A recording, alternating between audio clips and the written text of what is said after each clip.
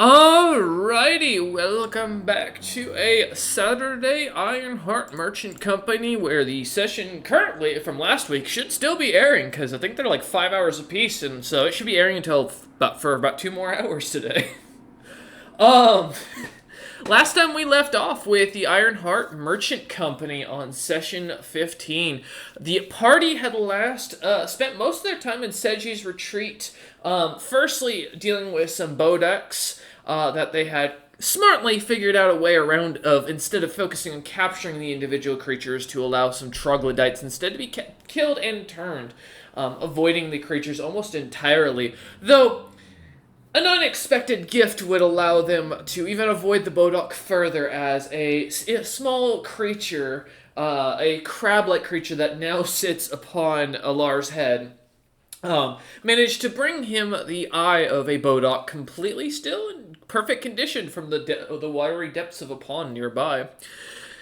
With this, the party managed to turn their two troglodytes into a couple of Bodoks, and taking those back, the party returned to the city for a quick profit with said profit.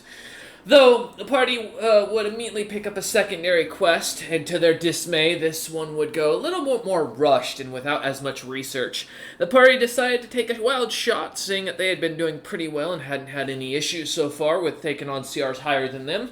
The party saw the opportunity to take on the Green Hag, also known as Prophet's mother-in-law, and supposedly with her being alone, it seemed like an easy bet. Unfortunately for the party, and with lack of time and resources, they would find out that the hag was not alone and in fact had two ogres with her. Thankfully, one of which was easily fooled to leave the fight, though the second, taken out, or rather held in place the entire combat, not allowing it to do much, still managed to get a pretty hefty hit on James, almost one KOing James, if I remember correctly, with a javelin. He didn't go After the down, but he lightning, was it hit did, by it lightning. did knock you down after the lightning, yeah. Yeah, I was gonna say, yeah, it wasn't from like top HP, but he took, if I remember, a good chunk of your HP out. Big Howie. As the party would find that this hag not only had two ogres with her, but also had an expanded spell list that the party had no expectations of seeing. The battle would go south quite quickly. Now, for those who, if you actually do watch and pay close attention, there was a little mistake, but due to the DM's misunderstanding of something, we've kept it going. So for those who have a question, who know what we're talking about, yes, you are correct. And for those who don't worry about it. You don't need to know, just enjoy the series. As we continue on, the party had spent their downtime after that fight, hanging around the town for a bit, and then getting some last-minute deals before deciding to return to Krur Castle, which would see us kind of jumping pretty much to where we are today. The party having taken their airship back out, with full crew in hand, spending a full week with decent weather, they managed to, within 7 days, get to Krur Castle. Landing in the city and making port, a large portal clearly being seen now and set up in the middle, or in the area of the port where ships are now floating through, clearly being seen. As you come into a landing, though, James, Rollerman, and Alar, as you're up on top deck, Rain and Grandpa are the only other ones up above with you, as the rest kind of following a similar mentality to what we discussed prior to session of Alar staying inside the ship, as the Toth were not the kindest of nations. Most of them decided to stay below after the incident with Whitefeather. With that in mind, though, Rain and Grandpa seem to sit up above with Alar, James, and Rollman. Unless, Alar, are you just going to stay down below deck from the get-go? With what I did, it's up to them if they want me to come with. Okay. You can stay here if you... this is honestly to you. But Okay. Alar's gonna be up deck, but I'm gonna sit, because I actually look kind of intimidating now, covered in blood-soaked armor. I'm just gonna sit and not speak on the upper deck. Okay. As you kind of sit there, acting almost as like a sentinel of sorts, kind of popping yourself near the front of the ship, being able to see over it and look around. As you look about, James, Rollerman, and... Well, Alar, you haven't been here before, so you wouldn't know. So James and Rollerman, go ahead and give me spot checks to see if you notice anything different. Okay. Actually, reminds me. Besides the giant portal. Oh yeah, I mean, besides the giant portal, which didn't require a spot check to see it. Oh, yeah. It's big Yeah, enough I'm for an right airship. through, even if I can't Okay. do the business I want to do here. That's an 8. God damn it. Guys, Thanks. I have What were we good gonna do? news. Alar is Oh. not under the influence of his binding thing right now. Oh, hey, for Good to hear. once. Great. Roman, It's been over a week since that happened. James, with the giant portal kind of being now expanded, seeing ships kind of going in and out of it, it's almost kind of distracting as you watch this this design of engineering and magic, kind of not only tweaking your interest but kind of locking your eyes towards it while the ship kind of comes into a landing. Roman, though, as you look about, you can't help but notice there aren't any Toth walking around the docks. It's mostly a mix of what looks to be cloud giants and dragonkin and koboldkin, kind of walking through the streets. The black market, which you'd usually see in front of you, kind of bustling and open, seems to have a couple of guards, all bearing similar markings to the Essa's own armor, the similar Greg's Marathon emblem. These soldiers look to be very well equipped, as you can notice them, all of them seeming to wear a heavy iron plate with mixes of little bits of green in it. And each of them seem to be carrying what looks to be very vibrant and slightly glowing swords, as they seem to be kind of occupying where the black market was. The market stall is now closed up and shut. As you look about, you expecting the portmaster, you see that the goose himself is nowhere to be seen, nor his two giant companions. As a dragon, or as a blue or black scaled dragonkin comes walking over to you, staying about 6 feet in height and rather thin. They seem to be wearing what looks to be similar to a wizard or sorcerer's robes. That all glowing in a dark bluish color. As they come walking up to you to your ship, they kind of stop right at the gangplank before climbing onto the ship and look over and go, "Are you the Ironheart Merchant Company by chance?" James will look at him and go, "We certainly are." Oh, perfect. Your merchant company has already been cleared for passage at the request of the Tan clan. You are welcome to walk about. We will mention that the noble district and the religious district are currently off limits as they are in the midst of a major battle. I apologize for the situation. Greg has apparently declared war against the Toth and has decided to take action. The merchant district has been completely taken. You are welcome to do business as you will. Many of the shops are still open and ran by the Toth, though do understand our guards and many of our soldiers are still kind of walking about. Really? That is perfectly understandable. I was just hoping to pick up 2 things before heading on to Greg's Maritime's lens myself. He nods and goes, "Well, welcome aboard, and feel free to enjoy yourselves at the behest of Greg's Martom's kindness, and please feel free to let our portal masters know once you're ready to travel. They will have it set up and open for you guys to pass through without issue," as he kind of bows and turns and heads on back down the docks to another ship. I'll bow back very kindly and go, "Knowing us has really helped out. That's great." Good here. As I'm James will asking look just at you guys. Grandpa and Rain and everybody around and go, "Well, I have these 2 things I need to go locate, and that's about it at this point." Okay. I'll follow you. Grandpa looks at you. I was gonna say, Grandpa kind of looks to Roman, waiting to see if he's gonna fall. Grandpa's gonna look back to you, James, and go, I guess I'll take charge of the ship for the time being, then." As he kind of goes and stands at the helm and watches as people start walking around. Thank you, Grandpa. I'm glad for that. Shouldn't be but a little bit. He nods and goes, "No one's coming on the ship, youngster. Don't worry. I'll make sure that that no one without your permission." As he kind of nods. Careful. I'll nod back. Last time we were here, there was it was a changeling child. Do I remember? He was a Toth. someone who It could was a change small his shape. Toth, yeah. Yeah, it was some sort of Toth that could change their shape to mimic other people. So keep in mind that. He That's nods. just something we would know that they wouldn't before coming on. I mean, That you know. I assume in the last week I can use something from Yes. then. He nods. All right, I can work with that. He kind of nods up and down, and he goes, All right, we'll pull up the gangplank to make sure no one forces entry, and Rain kind of goes and sits right next to where the plank is as it's set out for you lot to cross, and pulls it over when you guys cross. All right. We are going to be heading to. I need to check my notes so that I can get this right because I have been keeping notes. I kept notes here specifically.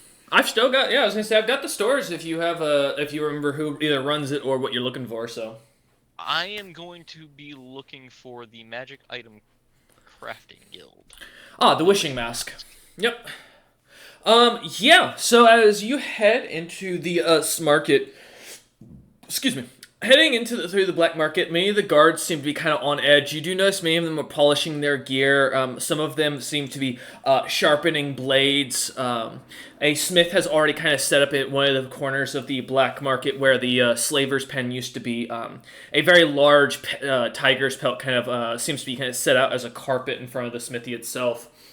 Recognize the tiger's pelt. Is that latch there on the ground? Let's say. I would say knowledge history, but let's call it a wisdom check or an intelligence check for a history check. This will be great. See. If that's latch, it's no skin off my teeth, but Skin off his back though. that's a 5. I'm not sure. It's a tiger.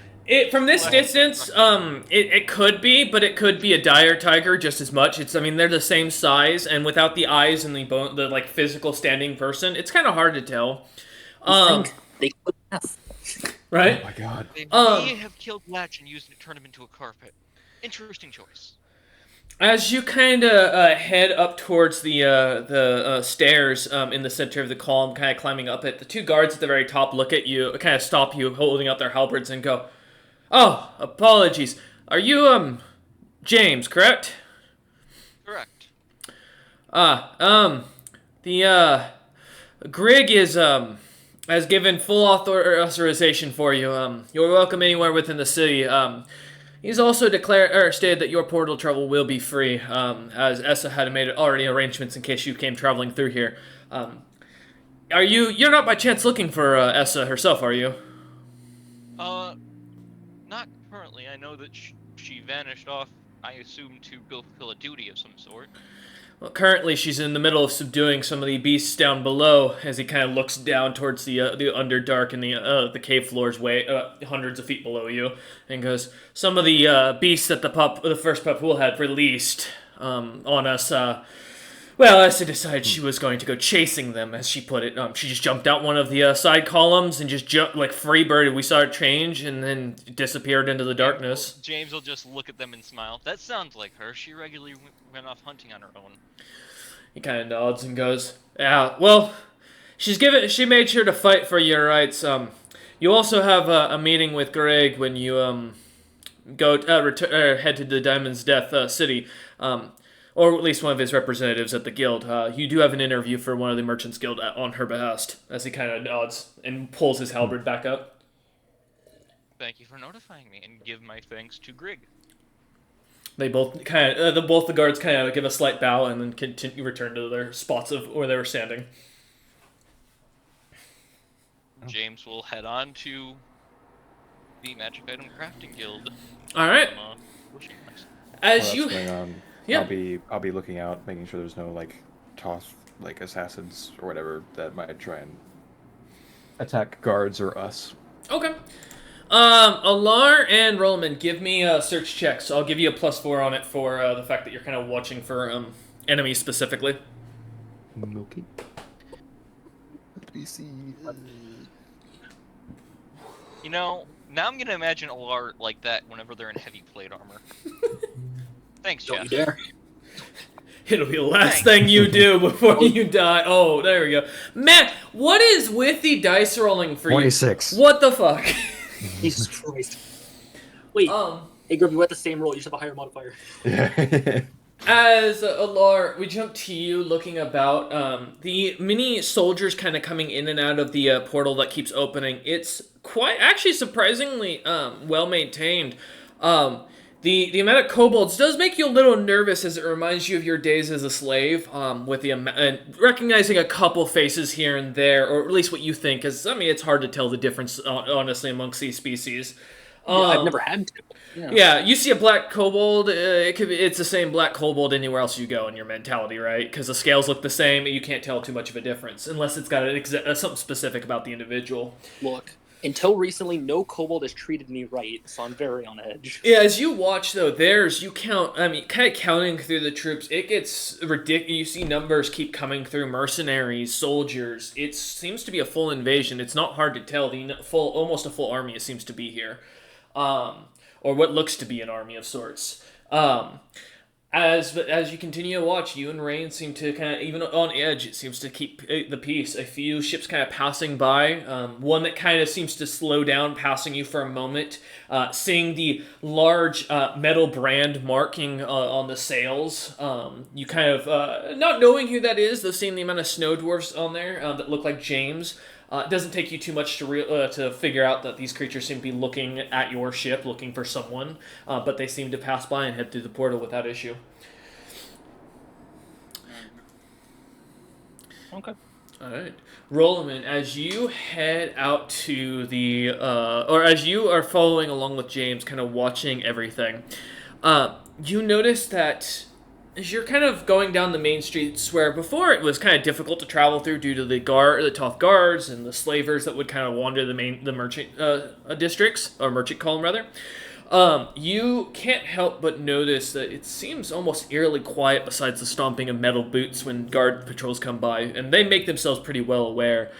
As you do notice looking around, you do spot a slaver, a kobold kind of walking around in very clean robes, standing about 4 feet tall and with almost the whitest scales you've seen before, to a snowy coloration.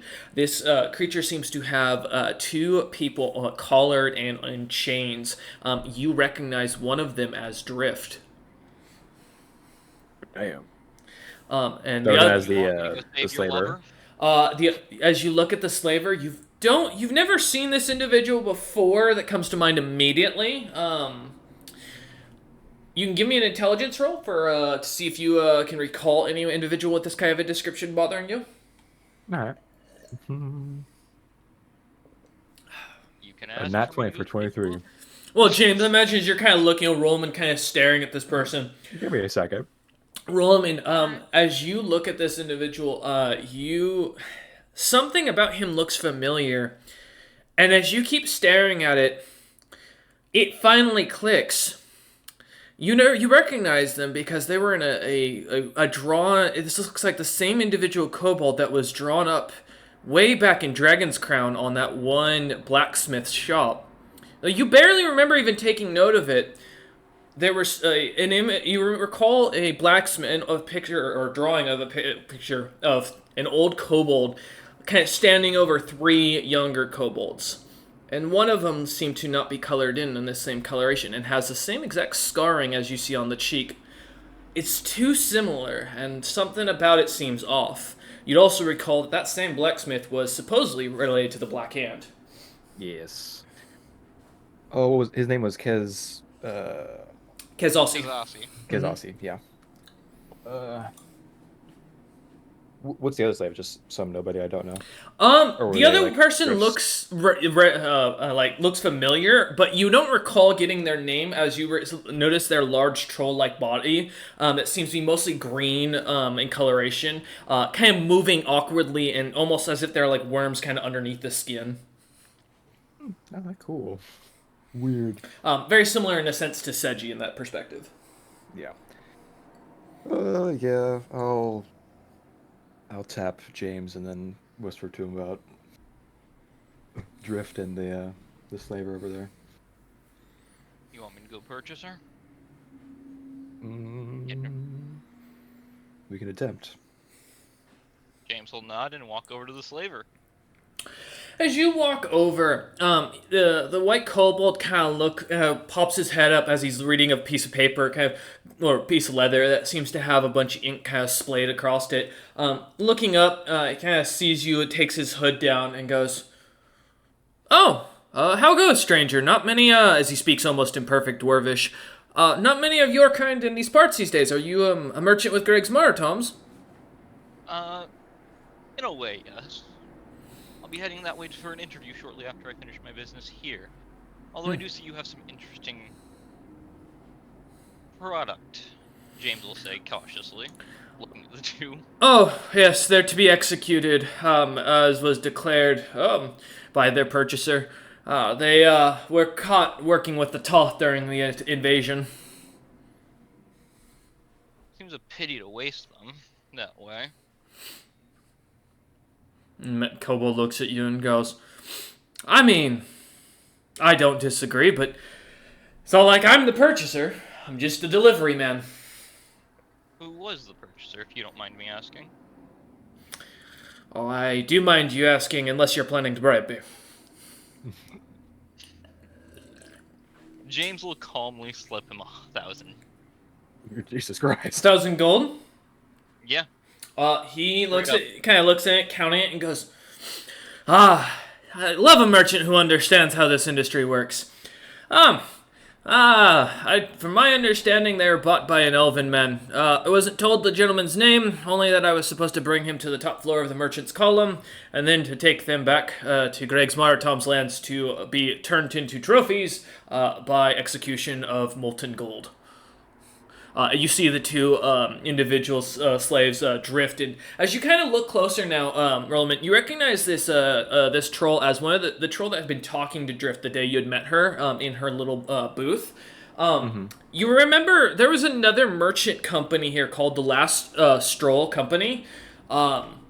This looks to be the leader of that merchant company.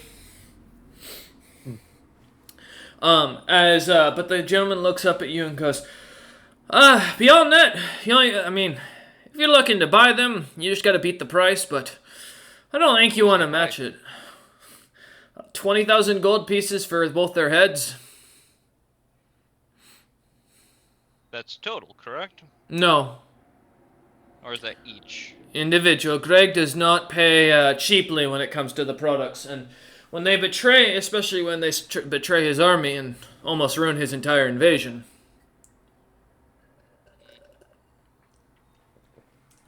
How much money does James have?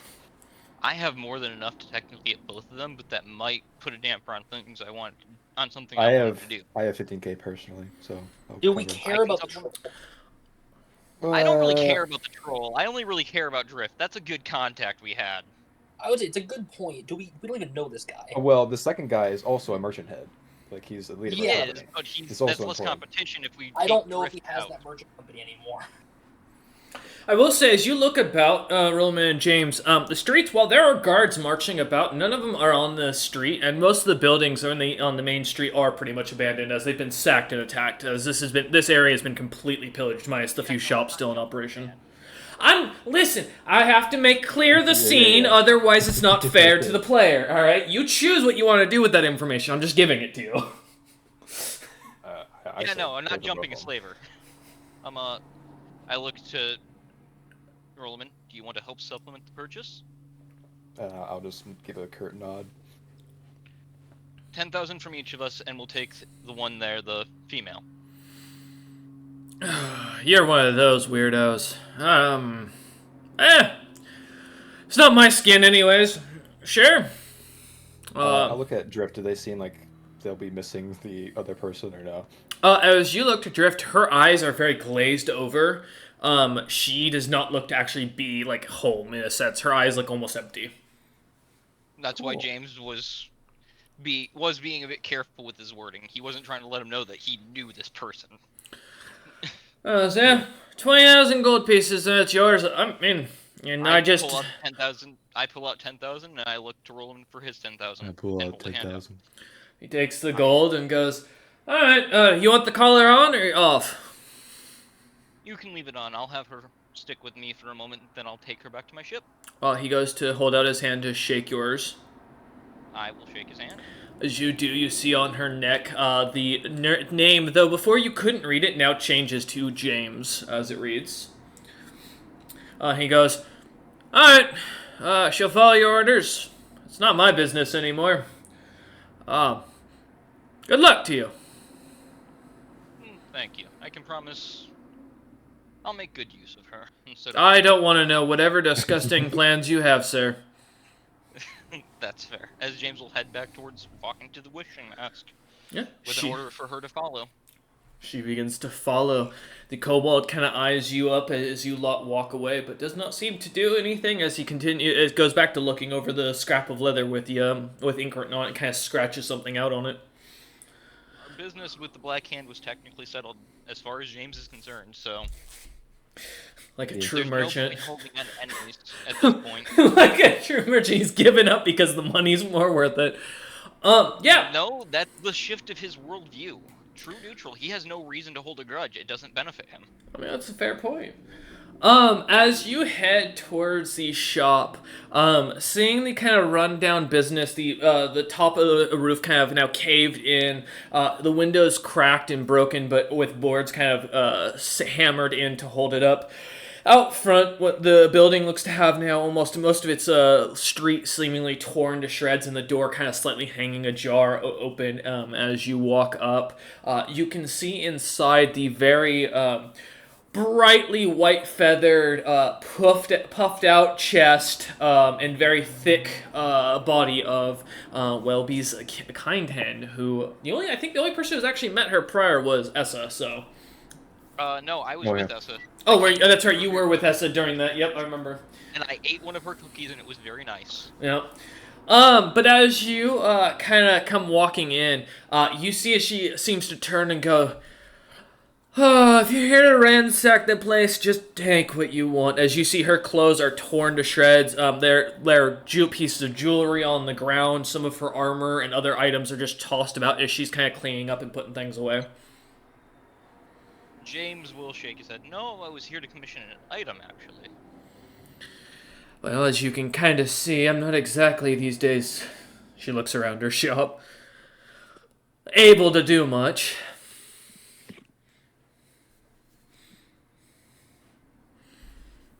I figured this would be something fairly simple. I'm looking to create a larger terrarium, essentially, for some potion crane.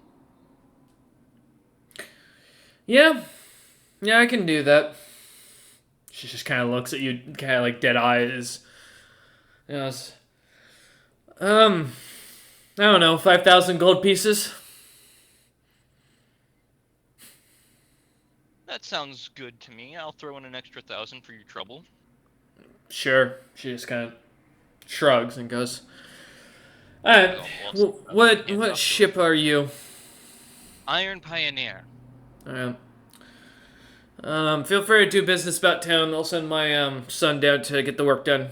Should take about 2 hours. Alright. Mhm. I was also wondering if you know of anyone who might be selling the seedlings for Rosmium flowers. She just kind of looks at you for a second and then goes, "Well, Velvis probably would have, but, well," she kind of looks out the window. She kind of looks slightly at a weird angle down an alley, kind of following her eyesight. You see a hanging body kind of outside of a building. James will nod solemnly. That's what happens when you put up a fight. Turns out Greg's boy wasn't very happy with the way the first Papool tried to do a bad dealing and apparently set necromancers loose in his lands. Oh, really? Oh, one of the Toth necromancers was also on my ship. I'm not going to hold it against the entire race, but I'm not exactly happy with him right now. Well, you and Greg got that in common. He genocided anybody that didn't own a shop or was a merchant registered with his territory. I watched him literally cut down children like it was nothing. They just laughed through the streets as they did it. Ransack shops. It ain't your fault unless you're part of this invasion. Which I'm not gonna lie, you don't look impressive enough to do that. No, nothing personal. She kind of pats you on the head with her feathery hand. I just look up to her with a kind smile, with the kind merchant smile. There's less emotion in James anymore, and he would go, "So, did you ever sell the water jug I sold you? Or did that end up stolen as well?" I think one of the guards got it. Yes.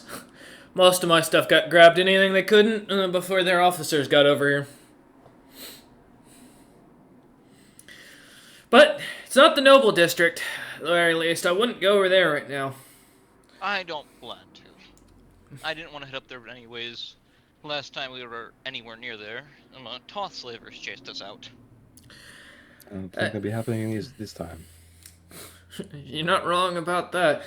I do have I have a request if you wouldn't mind. I'll happily hear it.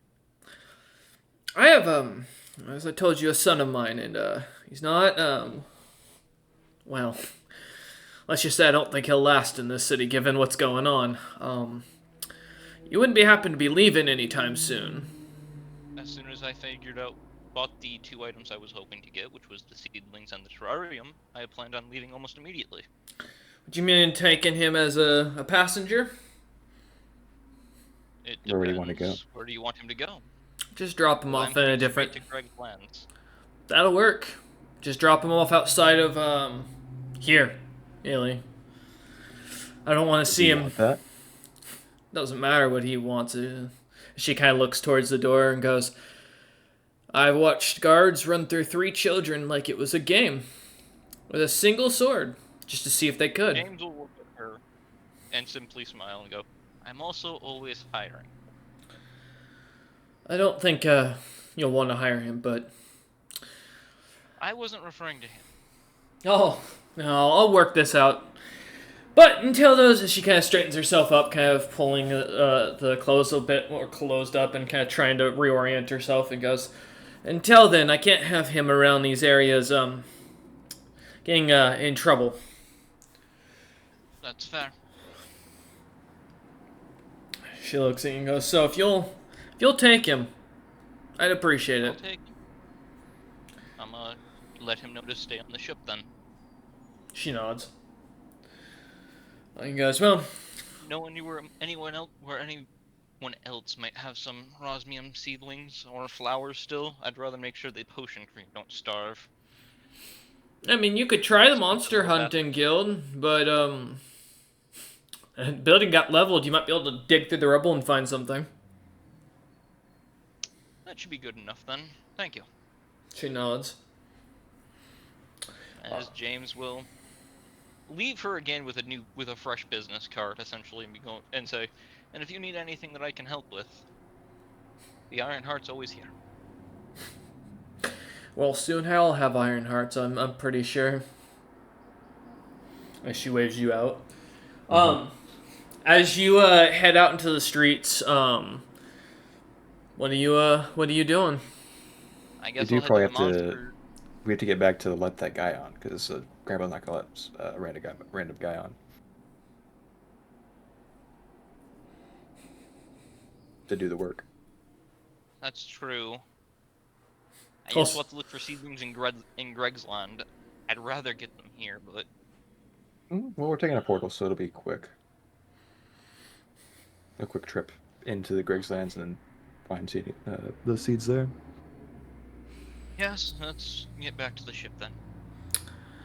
Alright, as you head back towards the ship, a few moments behind you, you start noticing a rather thin-looking black Toth, feathered Toth, kind of walking after. They're a little bit splotches of white in their feathers, and seem to be wearing like commoners' leather robes that are kind of very well worn, as you can see the darkened splotches of the leather where it's been altered and sewn and adjusted. I'm gonna wave him up. Look him dead in the eyes. And go, are you Kind Hen's son? He nods. Then you walk with me, lad. You won't be messed with. He nods again. Do you look traumatized? He looks, when you look at him, you give me a sense, or an insight check. Or sense mode, my bad. My brain's still in 5e mode here.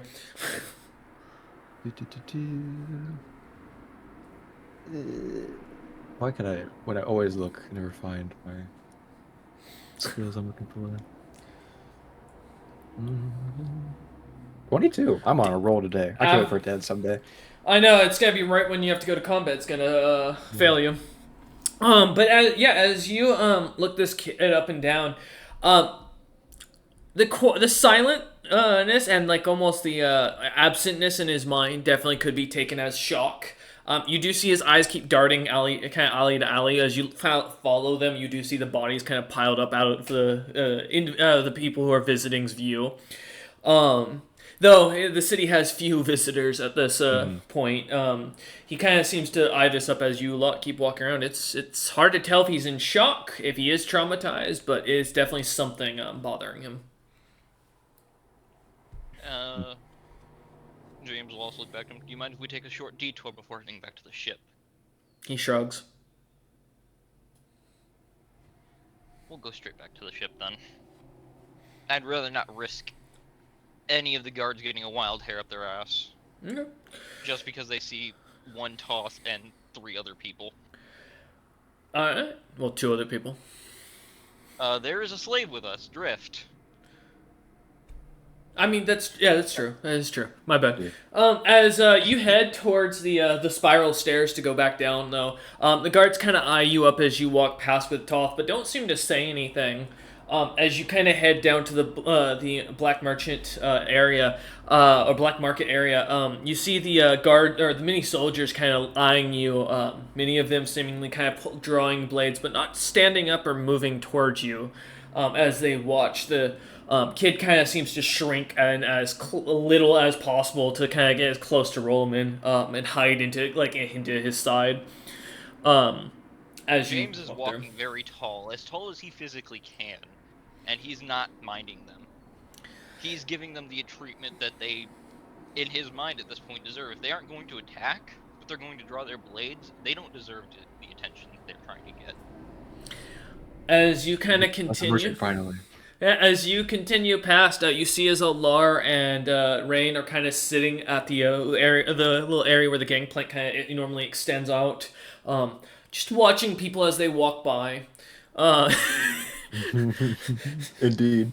At a whopping 4'5", the king of blacksmiths enters the ring. Um, I'm 4'6", damn it. Oh, you lost an inch over the trip. Actually, forgot to tell you.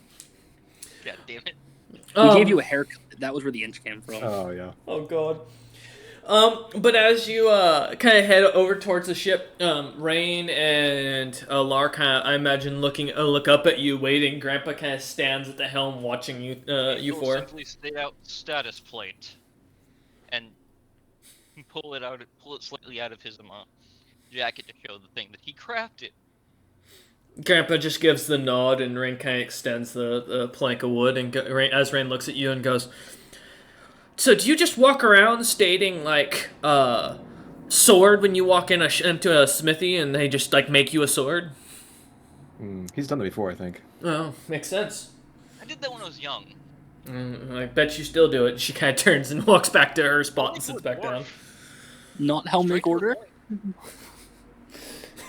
As Alar looks up. I gesture for the Toth boy to get on the ship first with Rolliman.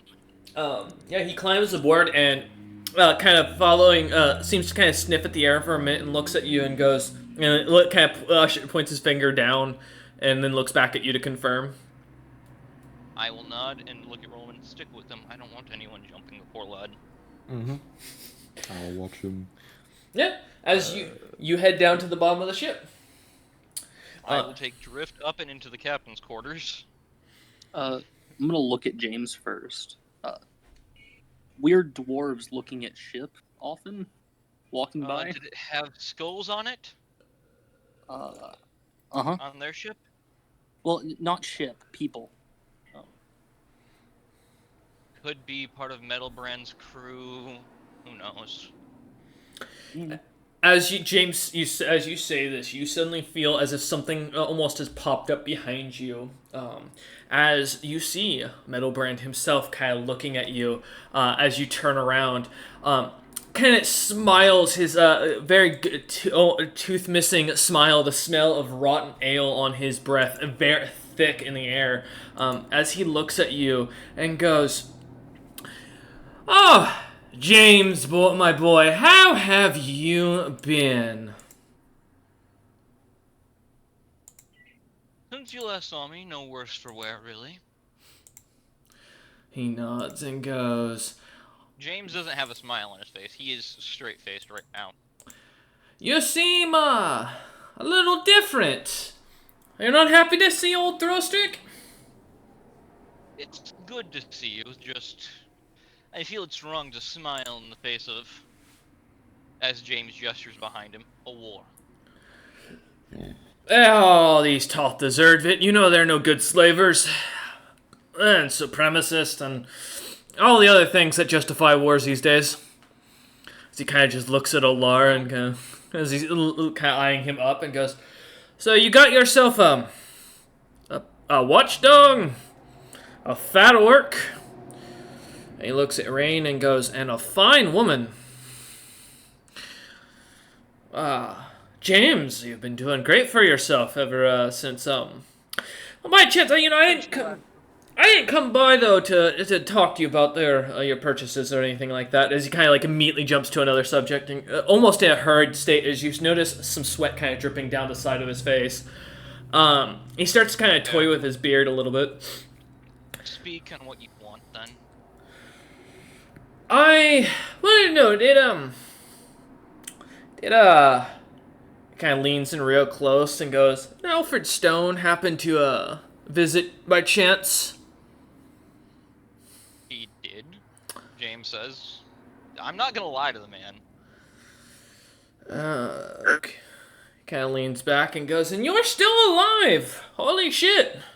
You must be the one responsible then. Well, damn! Responsible for what? Oh, you don't know!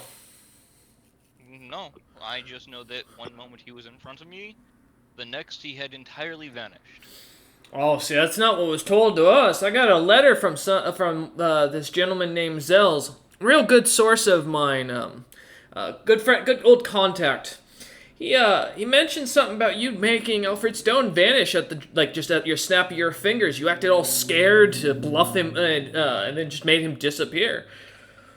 I mean, that's honestly one of the grandest things I've heard. I've never seen a single person. I mean, my father stood up to Alfred, and I watched him get cut down. He was one of the strongest dwarves I've ever met. Even Stronghelm wouldn't mess with Alfred. You've got some power behind you, James. Quite a bit of power. By chance, you wouldn't be looking for some muscle, would you? Not currently for myself, but I am intrigued on having someone go and guard my mother and her side of the family. It's not really the work I specialize in. As he kind of puts a very heavily gold-ringed hand onto your shoulder. The mini gemstones kind of light glowing slightly. I want to ask, James mentioned a ship to our. Do I see another ship run that looks like it'd be this guy's? Because I saw his people's symbol, but... You did see that ship float by, but you did not see, that ship did not land. It went through the portal from what you saw. Huh. Be direct with what you want, Middlebrand. God, you have none of your mother's talents for this. Alright, it's simple. I have more of my father's talents for smithing. I'll put in a way only a smith could understand. Your name is worth more than gold right now back home. Being associated to you gets my bounty off of me for a little while and gives me a strong enough backer to do what I want. I give you 50% of what I get, and I use your name to keep my ass out of trouble. You are the man. If I can add, I'll add 2 rules to that. Sell another dwarf, and your bounty will be doubled. Oh, James. Alright, what's the second? Don't just kill randomly. Kill those who deserve it. Looks like you still... As he pulls his hand away from you and goes, looks like you still have too much to learn, young man. I'll be back. Maybe when you're, in a worse situation and need friends a bit more, as he kind of eyes Alar up, and turns and goes, I'll be in, a Diamond's death for a little while. There's some, mercenary work on the side I'll be doing. Feel free to come find me if you change your mind. There's a lot of power to a name, young man. There's lots of power to a name. as he kind of turns and starts walking away and heading towards the portal. I'm going to raise the gangplank myself, take a deep breath, and look at Rain. If you ever see him on his own again, feel free to take his head. Once he's well out of your shot. She just kind of shrugs at you and shakes and kind of like smiles, and as she goes back to playing with or picking at her nails with her dagger.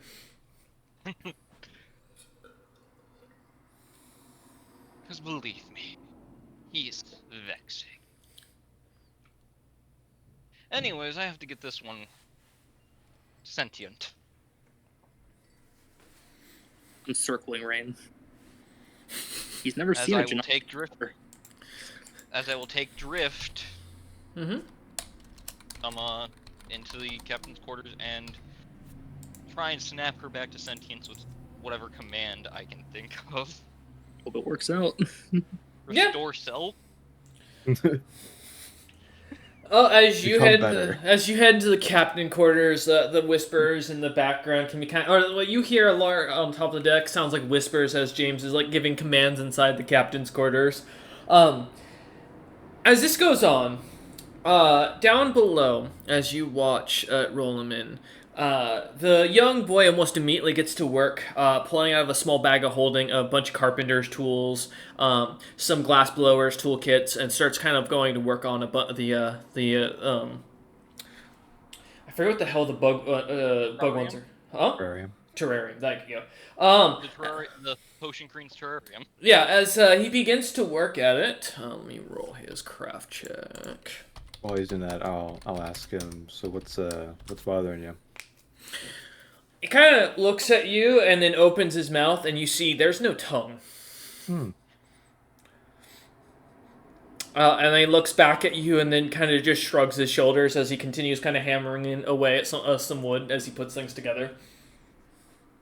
I'm not gonna invest in every random person that gets on this fucking shit. Hey, I'm curious. I don't really care about that kid. I'm just curious why he's fucking upset. It's information, James. Yes, but I can't. I want to point out the kid has a plus 22 to a craft check. I know, and that's why I'm telling myself I shouldn't unless I get him to agree to work for me. But as he kind of continues to go about working in silence, he kind of you hear him almost opening his mouth, and Roman, as you hear this strange guttural like sound, it makes no sense to you, but almost as if as these noises are made, the terrarium starts to pull itself. The glass starts to stretch out more, expanding to almost an unnatural size. As you watch, his crafting abilities almost average at best, as you'd put it, as the nails go in kind of halfway crooked. Some of the glass is blown a little too thick in areas. But as he starts doing this, the entire thing starts to his tools start to dance and put the terrarium almost together to a perfected form, as exactly as James had described it to you prior, without even having described it to this individual child. Almost appears in front of you, as he kind of starts putting in the last bit of the dirt and some what looks to be a little bit of seeds of something from a bag. He just looks back at you and then goes and kind of looks at you and holds out his hand as he does so, waiting to see what you do. Want his hand to shake? He looks like it. I hand a piece of paper and some sort of pencil to write with. Can you write? He shakes his head no. Damn it. Of course not. Why can't... Of course he can't write. Alar teach write good. But the kid continues just to kind of stand there waiting. I'll go talk to James and make sure it's what he wants. You stay here for the moment? He shrugs, sits down. Bring him with you. I told you not to leave him alone. That's true. You did say that. Let's go talk to him. Looks up at you after sitting down, sighs annoyingly as he picks himself up. And kind of starts following after you as you go to the top deck. Alara, are you doing anything during this, or are you continuing to watch the people around? I'm talking to Rain about what a Genasi is, because I don't know, what drift is. Because I don't know what that is. As Rain kind of sits there smiling at you and explaining that she is half Genasi. But I Half don't. elves The don't point normally is, have blue skin. It's true. I've seen what they look like. Well, does Alar know that? Did anyone explain that to him? No, and to be fair, this is Lars' first full Genasi that he's ever seen as a full water. Literally, it's a He's creature that's made of water, like it's He's floating met as 3 well. elves, all of which are not pure elves. No, yeah, so. Elves. And she has ears like an elf. So yeah, as you look at Alar trying to kind of get a basic understanding, Rain kind of walks you through the understanding that Genasi are evil. They kill everything that's not Genasi. And they really don't seem to like things that are dragon-based. I look at Rain. I look towards the captain's quarters. I look at Rain. I look towards the captain's quarters. She nods and goes, and kind of with the blade still sitting on her lap as she's sitting there picking at her nails. She nods and goes, "I'm watching." Well, Lars on edge, but he's not moving yet. As we cut to James in the cabin, James, as you start giving commands, nothing seemingly working. You suddenly see as Drift's eyes kind of almost strangely as she starts blinking rapidly, they clear up, and she goes, "God, I thought I'd have to put on that act forever. Jesus, those drugs are annoying." Fucking God, you cleared up. I wasn't ever not clear. It's just I couldn't talk because that damn kobold fed me something. I don't know what that was, but ugh. I hope you don't mind that we only saved you and not your trade partner. Merchant's business is merchant business. That ain't my problem. I made a bet, we both lost. I'm not gonna be able to probably release you safely until after Diamond's death. You think I even plan to get off this ship anytime soon? I just watched what Greg did to this city. I say he's some kind bard. I don't know what kindness they're talking about when he's genociding children.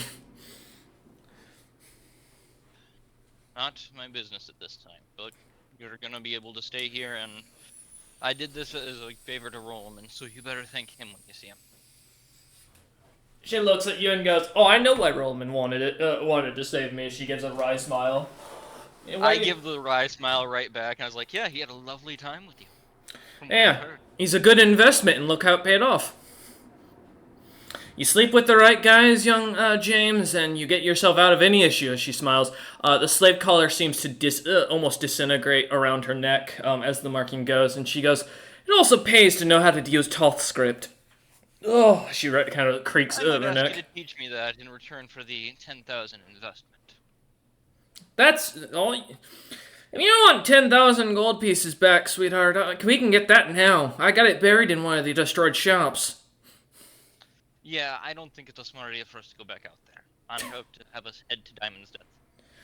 Almost to kind of reiterate your point, as one of the noble calm seems to make a loud, you hear a loud explosion and can kind of see the black smoke coming from the top portion of it. Because I'd rather not end up enslaved, shot, or stabbed. Oh, I mean, at least Greg didn't send his mercenaries here. Well, not all of them.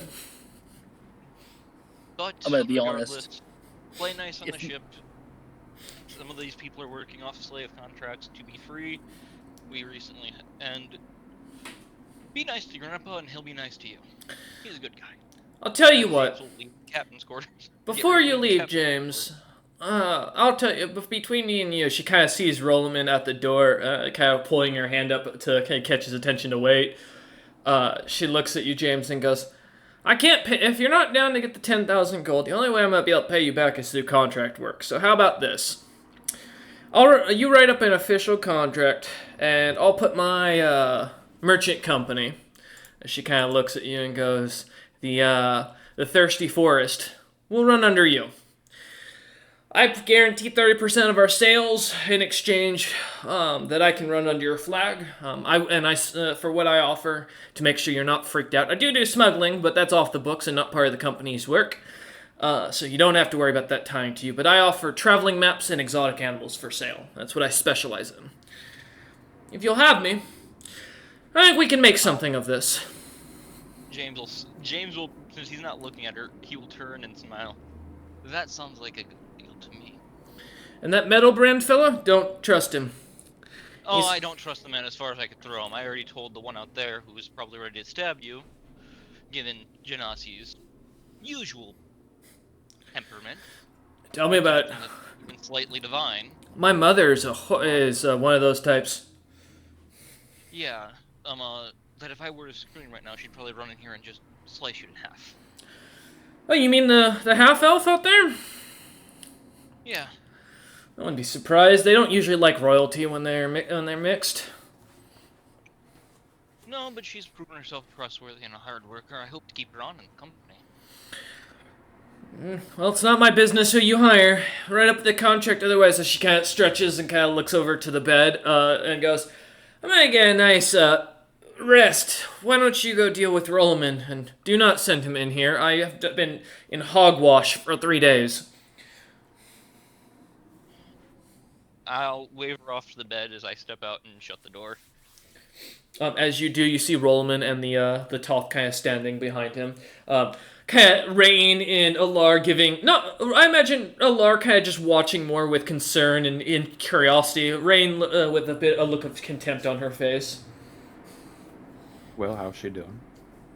Back to her senses? She's or... sentient. She's back to normal. Well, that's good. The Toth kind of looks between the two of you, kind of awkwardly. You want to come see his work? We'll come see it right now, actually.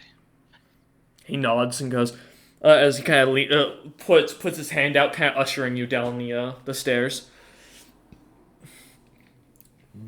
As you I will head down the stairs and follow him.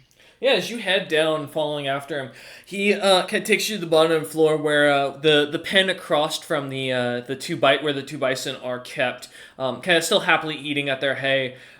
He has this large terrarium that's set up in the other stall, a stall designed for a creature the same size as the bison's. The entire stall is set up with little sticks inside of it, inside the terrarium to let the creatures climb about. As you look, there looks to be already little bits of grass and something that looks like it's going to eventually flower, though it's too hard to tell what it is at a quick glance. It's a full terrarium. James will nod at it. Is that Frosmium, Lyrium, or Radmium? He just kind of looks at you with confusion in his eyes. I will hold up 1 for Rosmium, 2 for the magic flower that I can never fucking pronounce. Lesmium?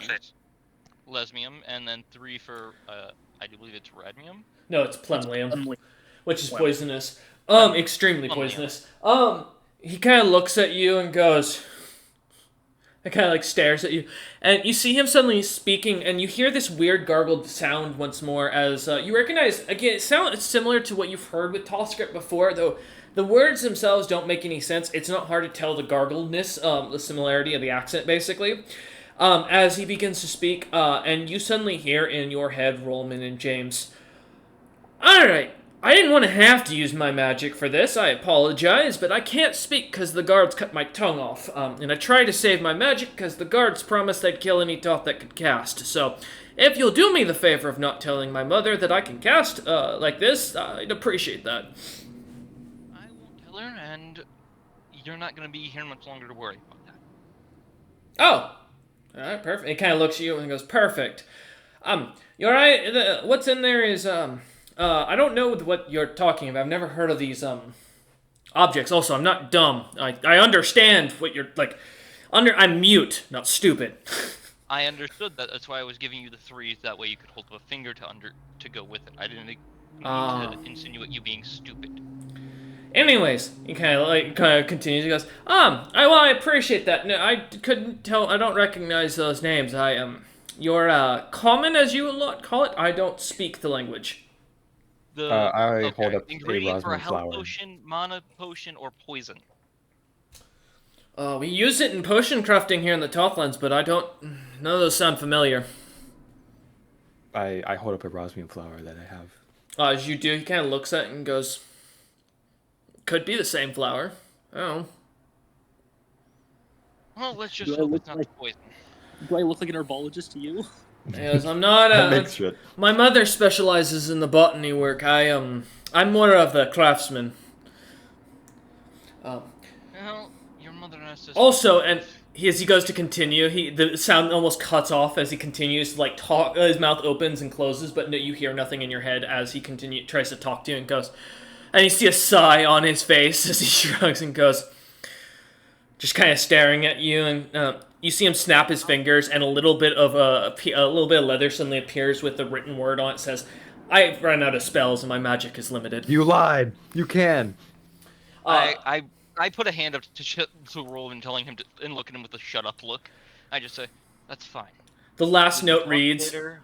"This spell is designed to translate my thoughts into written word." Ah, I see. We can talk later when you have time. You are welcome to take a bed and get some rest." He just nods and looks over at the hay right next, kind of piled up in one of the corners, and goes, I gesture upstairs because there is actual beds. They're hammocks, but they're still beds. He shrugs, kind of following up after you. I'll lead him up, and I will go around to the crew, telling them that the child is of no danger right now. Most of the crew seems to kind of hear you out, giving the kid a healthy distance. Not many of them seem to be approaching them, but as you get to the top deck with Rolliman in tow still, Alar Rain kind of still sitting up there watching as the patrols kind of pass by, more guards kind of coming in, and the ship's flying by. As you come up to explain this, Rain kind of looks at you and goes, "You have no fucking clue who that is, do you?" No, but it's a favor Alar to holds his someone head. who... How much is that favor worth to you? Why? The question stands. If you're doing a favor out of the kindness and you're trying to help someone, fantastic. I won't say anything else. But if you're getting paid, I'm just saying you should be getting paid a lot more for what you're transporting. Know your goods before you transport things. James will give her a small smile. I'm doing it to try and get someone on here who actually knows crafting and botany. Oh, he definitely does. I don't know about you, but I could sense the magic he just cast. The man's a master at transmutation, as he just cast something like fabricate or something of the sort. I could sense it That from was up my here. terrarium.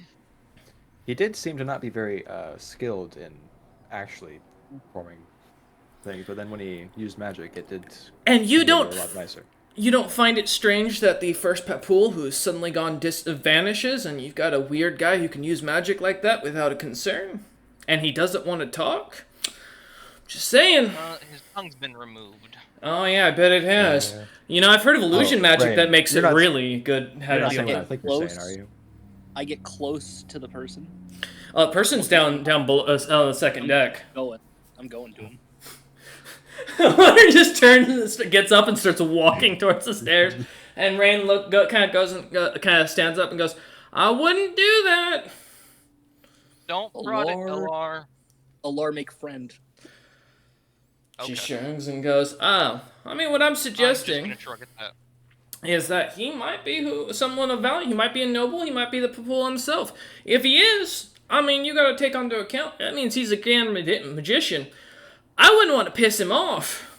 I say let Alar go down there with the concept that he's stupid, and that's how the Toth will think he is. And if he acts violently towards Alar, well, Alar will get his ass beaten. We'll have our answer. And if he doesn't, well, we'll know that either he is and he's playing the bit really well, and that means he's even more desperate, which means I don't want to mess with that because a desperate caster's We've seen not. what desperation can do. Desperate Problem casters is, are horrible. We're about to head into Greg's land, and if it is the first pool or someone important, they might want revenge. That's not gonna look real bad And- if we just let them off the ship and they start destroying things. So I'm gonna be honest with you, James. I think you should consider some things. Maybe sit down before you leave. Maybe offer to have him travel with Metalbrand. Yeah, I'm not making a deal with him either. I didn't say make a deal with Metalbrand. I said offer to let him travel with the bastard. Plus, why has he got to come on our airship? Why can't he just walk through the portal, walk his ass over there, and be like, that's the end of it? Like, I mean, you've got the sway already with the Tan Clan, as you put it. Walk him over, tell the guard, hey, this guy's on my orders, is being sent through, and fucking walk him through. Same problem there. If he goes through and then starts causing problems, Ain't James is our... the one that just let him through. Yeah, well, we can't, we gotta either or we ditch his ass here. Could drop him off somewhere that's Greg's lands, like outside the city. Or at the bottom of a ditch. I Is will that- do some investigation of my own before. Well, I mean, we're gonna where's the have... nearest non-city? Like, that's not the Greg's lands, that's, through the portal. I mean, you could go. We could go back outside the mountain, drop his ass out on the ground. If a wandering horde of undead eat him, I don't feel bad. Guys, hear me out of game, right? Mm-hmm. We give him to the guy who runs the hunting area below Greenslands. We don't know about that. It's known he's down there. Um, He's a known Anyways. entity along the world. I'll look at Ray and go, you also seem to have a problem with drift. oh, that's just because that's a princess. I mean, I could tell you that. She's like the fourth princess in line to the fucking Genasi throne. But I shrug. She seems to have ran off to be a merchant, so making use of it. I mean, most do. Well, you're the same boat. You weren't going to inherit anything, right? And you decided to make a name for yourself, make your own wealth. It's a smart thing. I was actually the son between two planets. Sweetheart, I don't actually want to know.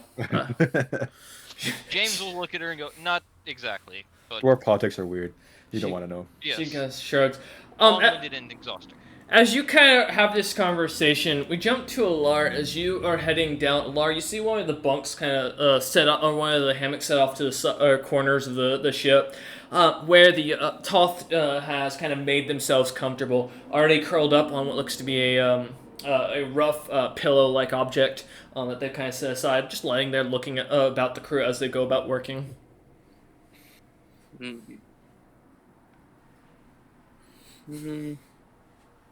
Alar has a soft pillow in their room, right? I will be right back. No worries. Assumedly, yeah. I'm gonna grab that. Alright. Is this the single soft thing in your room that you sit on? We make friends in simple. Well, Alar doesn't need it. You think Alar used a pillow during most of their life? I don't know. As you walk over, the Toth kind of rolls over and in Terran goes, "You speak the elemental languages, do you not?" Almost as if their tongue was there as they start to speak this language. I do, as my helmet kind of pops off and vanishes into magic.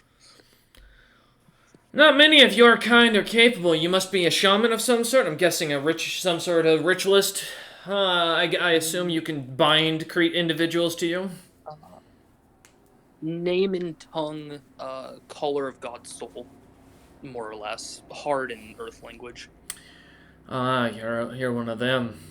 I've studied your lot. As he kind of fully turns his body to look at you and goes, "You're great for dissecting.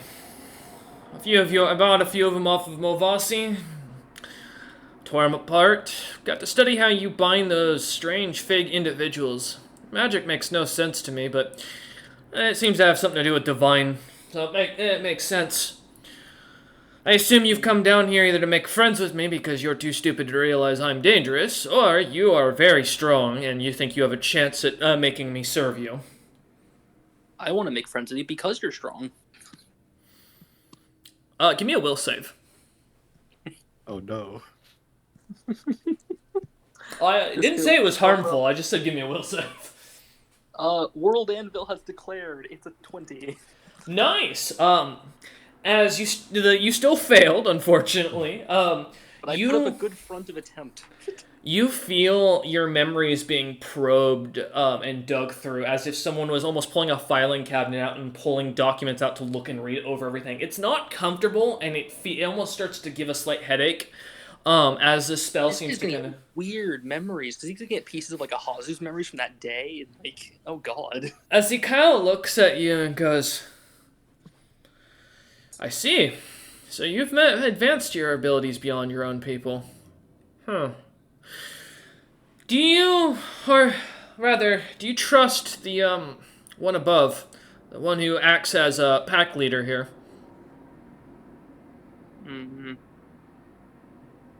For now, acts like it, but is not pack leader. Not really. Not as should. Do you understand what I am? I think so. Haven't seen your people often. That's not true. You met one of my spies. Gentleman by the name of Whitefeather? Yes, one meeting, not often. Well, it's amazing what you lot did to get on his bad side. Who is this Jakix fellow? He's quite interesting. He kind of sits up on his bunk and goes, "Would the false pack leader above be able to tell me more of this, Jakix fellow that seems to spot in your memory once in a while?" More than I could. Kind of nods and kind of looks to you, kind of rubs the top of your head slightly, and goes, "I won't kill this ship because of you. Oh. They won't believe this, but I want you to know that." Okay. As he kind of jumps off the hammock and kind of starts walking towards the stairs. As he kind of climbing up, James and Rollman, as you're kind of still up there talking to Rain, you see as the Toth kind of comes up, and you hear in your head again, James, "I have a question for you, and I'm willing to reveal something that might be of value to you if you're willing to answer it." I'll look to him and nod, and go, "Let's go talk in private." I'm already. And he looks at you as you're speaking out loud, not realizing he's talking fully in your head. The rest of the party kind of looking at you, or the rest of the individuals around kind of looking at you, wondering as almost with this like confused look on their face. James will think then. Can you just hear my thoughts? James can read minds. After the talk with Rain, I'm looking at this individual a lot closer. Give me a proficient mercenary roll. As he looks at you, James, and goes, "Yes, I can technically read anyone on this ship's thoughts, but the cleric and the cook, those are the only two I cannot seem to access no matter how hard I try. And they've given me dirty looks after I attempted. Understand this, your companions can't save you. If I want to destroy this ship, this will happen. But I have no intention, as your friend has convinced me otherwise and has given me a reason not to. I have a deal, as I understand you are a merchant. Thus, I ask to offer you something that will be both valuable to you and valuable to me. Both of us will come out on a profit. If you'll agree to this, I'll answer your..." Oh, he looks at you I'll as... agree to hear you out. "I will tell you the information that you need to know that will save you and save your life in the near future. And in exchange, I want to know everything you know about Jakix, Morin." James will... Mentally, there's a smile, because that's one problem that he can have dealt with. Let's go to my actual office then. As James will head down the stairs. Alright. Roll him in with a 14, looking this gentleman up and down.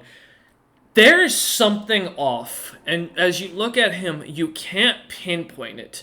But the way this gentleman carries himself, it looks like he carries a hefty weapon naturally, almost because he has a strange gait about him that would tell you something of a longsword or maybe a greatsword.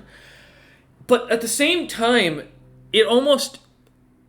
something about him also screams magic caster. You're almost 100% sure this gentleman's hiding more about his capabilities than's being revealed, and is way downplaying his abilities. Is it very similar to Alfred Stone? You'd guesstimate probably an inequality as far as power goes from what you've gathered. It'd be the difference here of like a mountain compared to a small hill. Alfred being this guy over Alfred Stone? No, Alfred being the mountain. Oh, okay, good. Oh my god. This guy, he seems strong, definitely very strong, but not to an unrealistic amount. As you look him up and down, that's the only. You definitely feel like if you had the right circumstances, you'd be able to kill him. So probably not the first pool. Yeah, probably not. Well, then again, that man had 'cause 40 the in first each step. pool, keep in mind, the first pool is higher level than Alfred was when you saw yeah. I would assume. However, from Rollman's perspective, he's rolled shit on both of these. He's rolled better on this one. Yep. But James, as you head down, where are you going? I'll be opening the door to my room.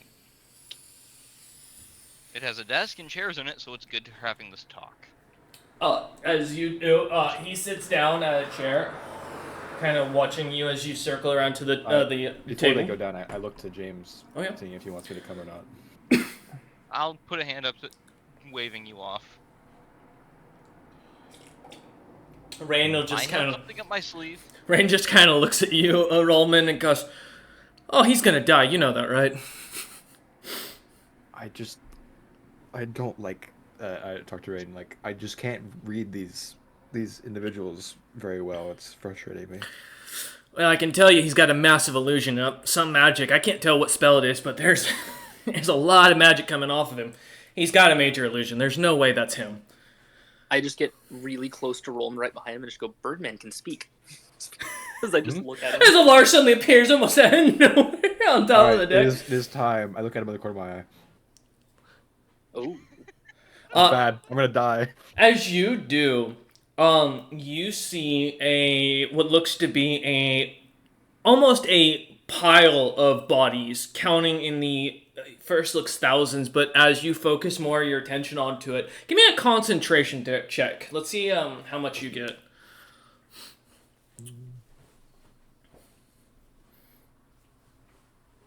I'm actually kind of good at that. Well, it's not when I roll a 4, so. As as you look about, right, seeing, kind of staring at him as hard as you can, you see bodies upon bodies, thousands at first, millions as it kind of expands out. This individual standing on all of that, laughing maniacally, a staff in one hand that looks to be made of humanoid-like bones, and a greatsword in the other, while still wearing a large white pelt cloak. Muscles bulging all throughout their body, and a almost excited look as they seem to be staring at something. And as you kind of follow their track with the corner of your eye, you see they seem to be looking towards the east. The rumored, in the same rumored direction of where the, what most people now recognize as the Illithid Nation. Though many merchants and many people still believe it to be a rumor, as there's no signs above ground of any nation actually being there. So as you see him looking over there, like triumphantly laughing. Oh, that is so the first pool. This is bad. As we jump over to James, as you sit down, James, the kid kind of sits down and like looks at you, and begins to speak in perfect dwarvish out loud now, and goes, "I apologize that I had to hide that I could use magic. Your tongue as well isn't foreign to me. I've done my travels in your family's, well, your forefathers' territory, as I don't know if you're noble in your own right. But allow me to introduce myself. I am known as simple as Smallfeather. My mother, technically I was Small Kindhand, but you can imagine how that name didn't work really well, so I chose my father's name instead.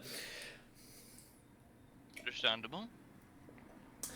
A lot of Toth will kind of bully you when they hear your name, Kind Hen. A lot of rooster jokes came out of that. I can imagine. I'm not. James is gonna look like a 1,000-yard stare for a moment because Frostbuster and Treasure Horn. I heard my fair share from my 2 clan names. Yes, it's interesting. I've met a family member of yours before, I believe. Something of the name of Frosthorn. They mentioned something of you in travel, but not much else. Well, if it is, One of my cousins. I no offense, but he looked less equipped. I do believe I set out before him, You know, and I did set out with a little bit of assistance, although James will think about BK. I've lost some very dear things. and he kind of looks at me and goes, "Would you like those dear things back?" What's dead is dead. I'm not going to ask for the revival. Figured I would offer the scroll I have in exchange for my my travels, as you mentioned I'd be traveling with you.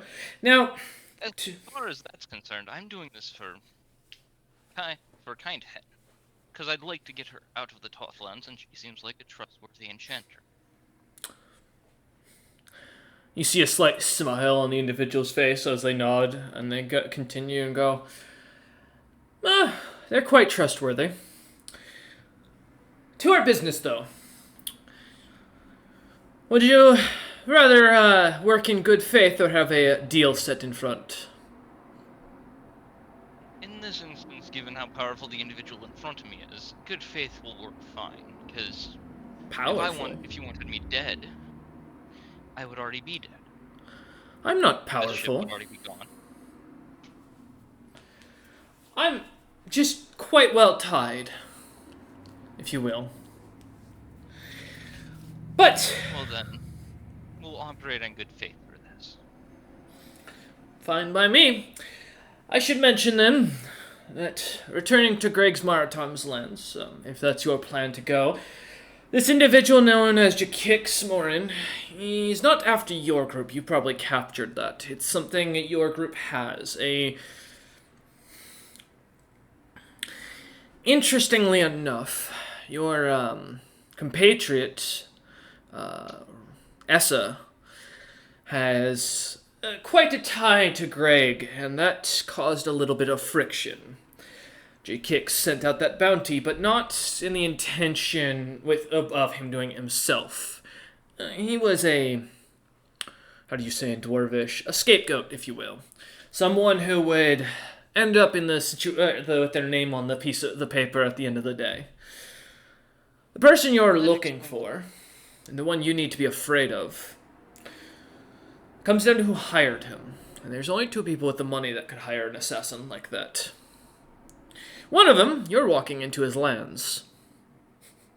Greg's Maritime's seizure of the wealth of the entirety of the merchants' networking, including even breaking out Imkin out of the networking. He conjures a glass of water as he takes a drink and goes, with that in mind, there's only other one individual that has a problem that I could see of. Do you know of the Blackbone Og? Yes, he didn't quite like me last time I met him. It seems your family has befouled him in a sense. Your mother owes quite a hefty fortune. Metal brand and all that, as you probably are piecing together. Given that Metalbrand wasn't willing to go defend her, just to get my name, which was a pretty simple ask, I do believe. Yeah. You've been sold out. Oknar is the only man with the money and has only two people on his list he wants dead. And that's James and another fellow by the name of Zilpip. Although I don't know who this gentleman is, I've heard rumors of a supposed adventure with that name, though. It's some anemia, some skinny and weak dwarf that, quite a caster, I've heard, is quite insane, which magic and insanity don't pair well with. So with that in mind, I would look into that. If I were you, I'd take a chance to return to your family lands and maybe clear up some things. But it's your choice. There's a dwarf in the black market of Diamond's Death. You'll want to find him. Only way I know to identify him, though, is, he used to run a business, if it's still open. A shop known, I guess, if I remember correctly, as kind of like you see him kind of thinking for a moment as he looks for the word. I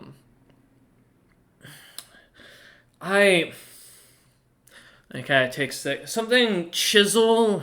I'm gonna be honest. It's been so many years since I visited the lands. I don't know. You'll recognize it though when you get there. The dwarf's name has something with hammer in it.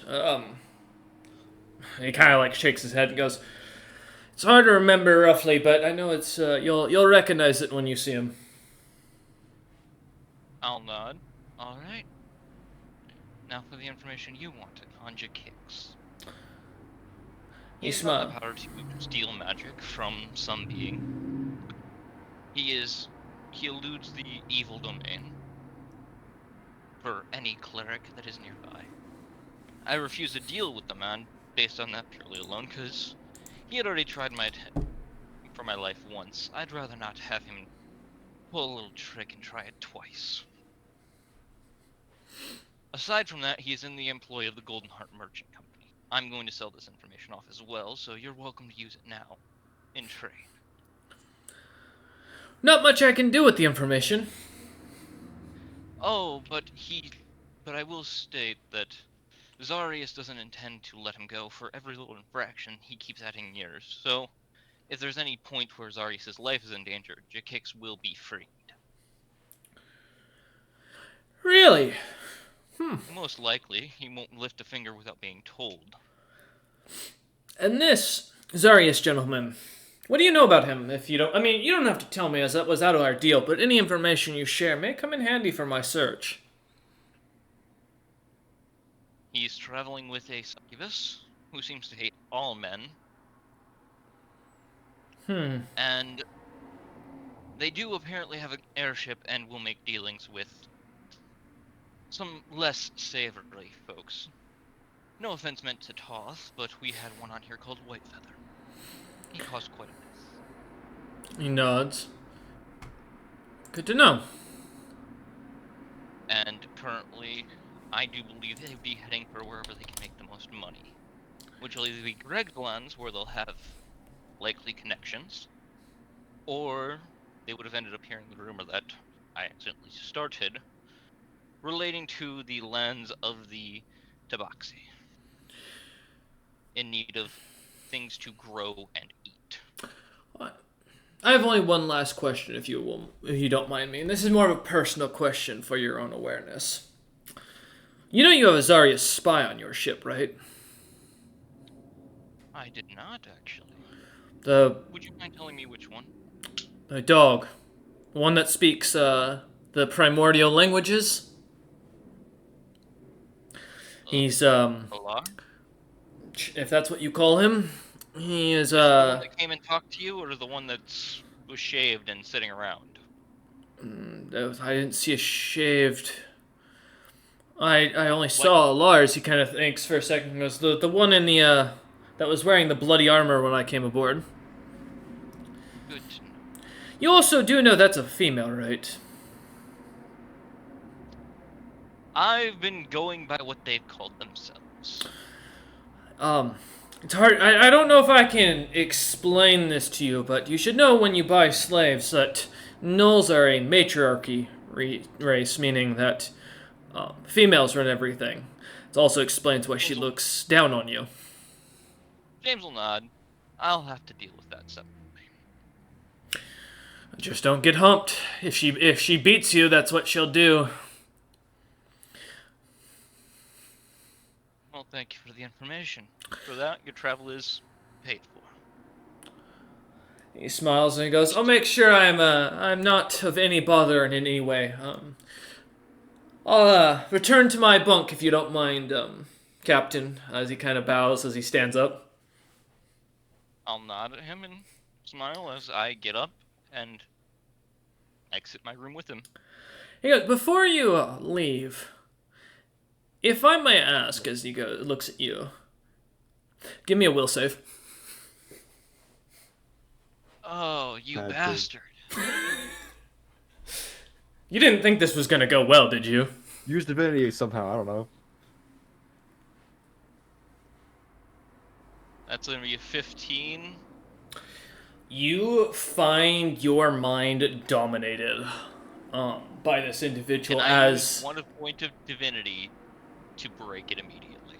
Nope. Divinity works for your divine. This is not a divine spell in this situation.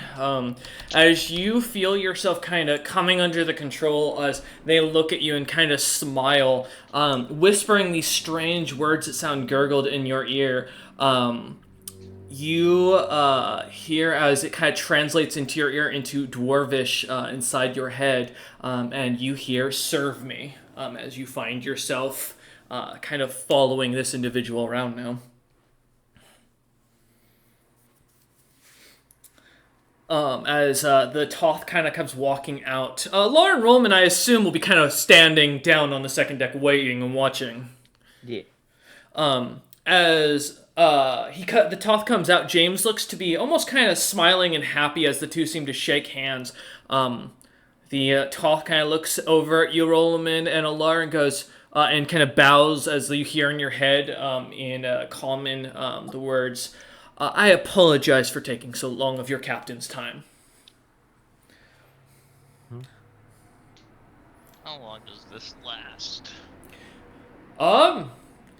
Other than the fact of as you as you feel yourself forced to do as this individual keeps commanding, you don't feel any other pull to do anything else. You have individual thought beyond that. All right. I'll look to Roland and be like, "Go flag down the dock keeper. We're ready to basically ship off at this point." Okay.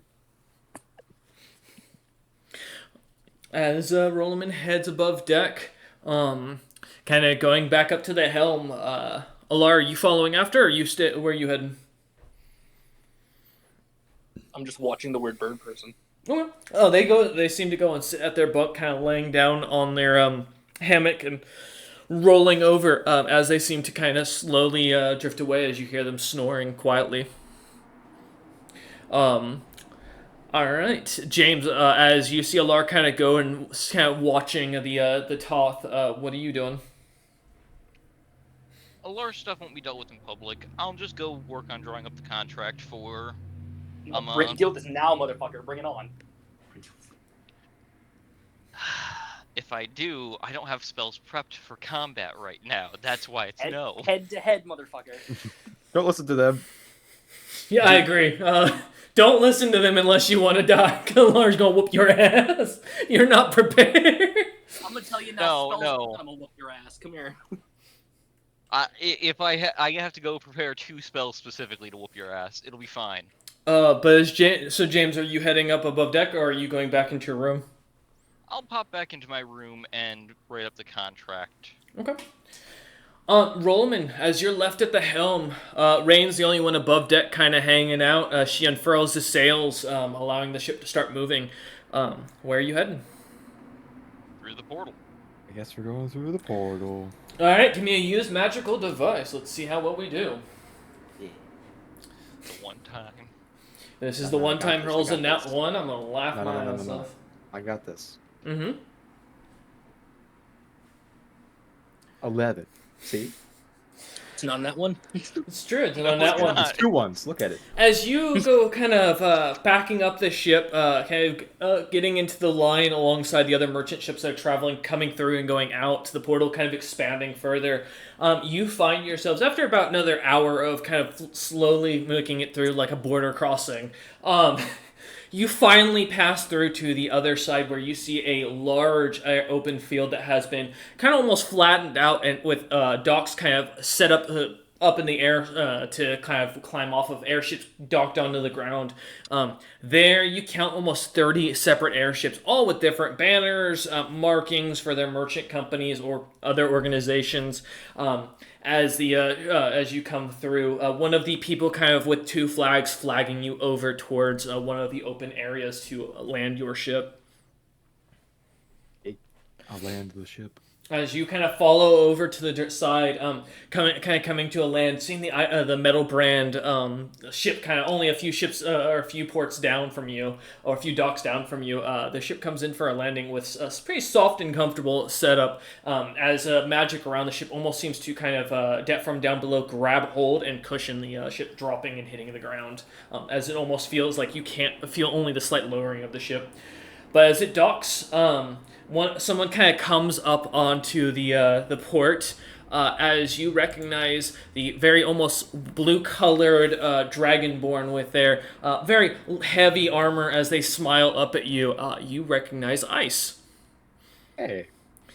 As he looks up and goes, "Welcome, friends, James, Roloman, people, I don't recall. Essa sends their greetings." The greetings are accepted. I hate to inform you that unfortunately Essa is currently out of town. By that I mean she just does not want to talk to any of you unless you have something worth her time. She is very busy. I am in charge of the new adventuring guild known as Garden's Grace. I hope you don't mind. Well, technically I'm managing partner. I am not in charge as Essa is. But regardless, we welcome you here. I will be your tour guide. All right. We'll get all this set up and then see about having a tour then. You know, I'm gonna it get kind of bells. so often as a lore. Everything looks interesting. James would smile at Ice and go, "Glad to know you're doing well, though." Of course, Greg's even offered me lands. Once we start expanding a bit more. With Does Essa. Greg know who you are?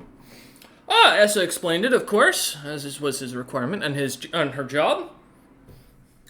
All right. By the way, I was told you were coming here looking for something. He kind of taps his ear and goes, something about an earring? Oh, that would be S's. No, was it one wasn't of, quite an earring. It was a stone that One of these, was and I hold up the thing. The thing. the The Whisper message. Gem. Yeah. He looks at it and goes, I hate to inform you, but Essa did confirm all the items that she had gathered from traveled with you were donated to Greg himself as show for proof of her glory. That includes, I imagine, said item. James will just nod and go, "That's understandable then. I won't ask for it back." By chance, have you been whispering to it? Because our Lord has mentioned a few times, well, King now, I guess. Shouldn't work at that range. Interesting. Kind of looks at you and goes, well, not my bother. If What any... is he hearing? Huh? What he's been hearing things? What have you been hearing? Greg has great dragon lord himself, king now, if all's to be confirmed, given the conquest of adventures beginning. From my understanding, he's just been hearing whispers coming from his vault. Though that would require him to actually visit his vault. It's more of his guards complaining of it. I haven't actually seen Greg in many a days. Yes, gym only works to a range of 150 feet at base. Although it's not indecipherable, so someone could have tapped into the flow of magic, I suppose, and started whispering through it. Interesting. He kind of nods and goes, I will keep that in mind. Anyways, feel free to go about your business on your ship. Get yourselves ready. As he kind of looks over, seeing the Toth, and kind of eyeing them up, and goes, your slaves will be required to stay upon the ship. But the area is guarded, and you should be free to move about as with some of your crew. Greg has been kind of limiting certain races from entering the territories given the circumstances, as he kind of looks over towards the Toth once more. Mm-hmm. All right. Back in a moment. He kind of starts heading, turns and heads towards the stairway that goes all the way towards the bottom of the port itself and back to the ground. Store time. I got my helmet back on. Yeah. Perhaps you can bring up the stone in the meeting. I'm not worried about it, honestly. I've been meaning to see if I could make a different one or upgrade them. Granted, that means slaying an elemental, but... Do you need it to be an elemental? Why would it need to be an elemental? I understand the base is that, but you could put like different things Elemental in there, right? gems already have innate magic, so... And these were made with water elemental versus air, so it might work better if it was made with air elemental. Maybe. I don't know. I'm not an expert. Although maybe that Toth is. Maybe you can talk to him about it. I won't bother him with that. What did you guys discuss? As you go to speak, you feel your tongue dry up and almost your mouth go dry without even being able to give an excuse.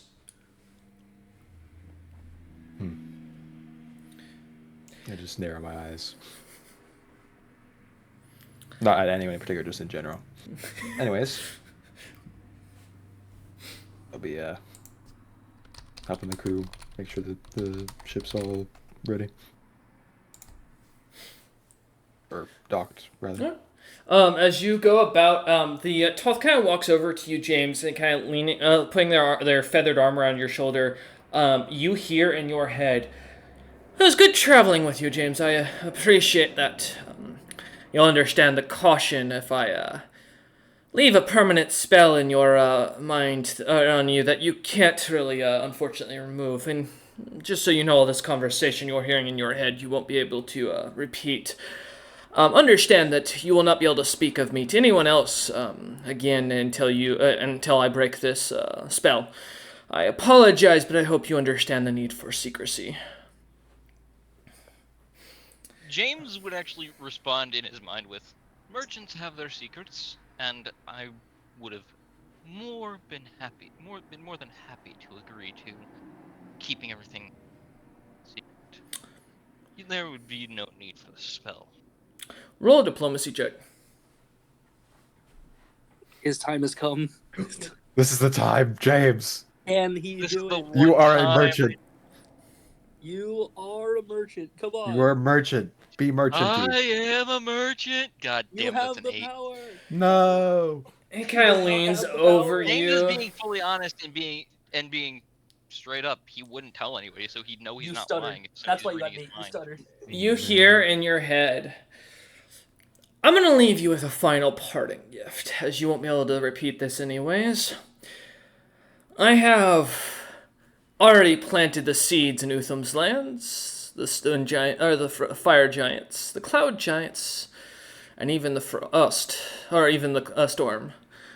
Understand that the reckoning's about to begin. I lost my lands as it was a game of chess against Greg, but I'm about to take his entire board from him if all works out.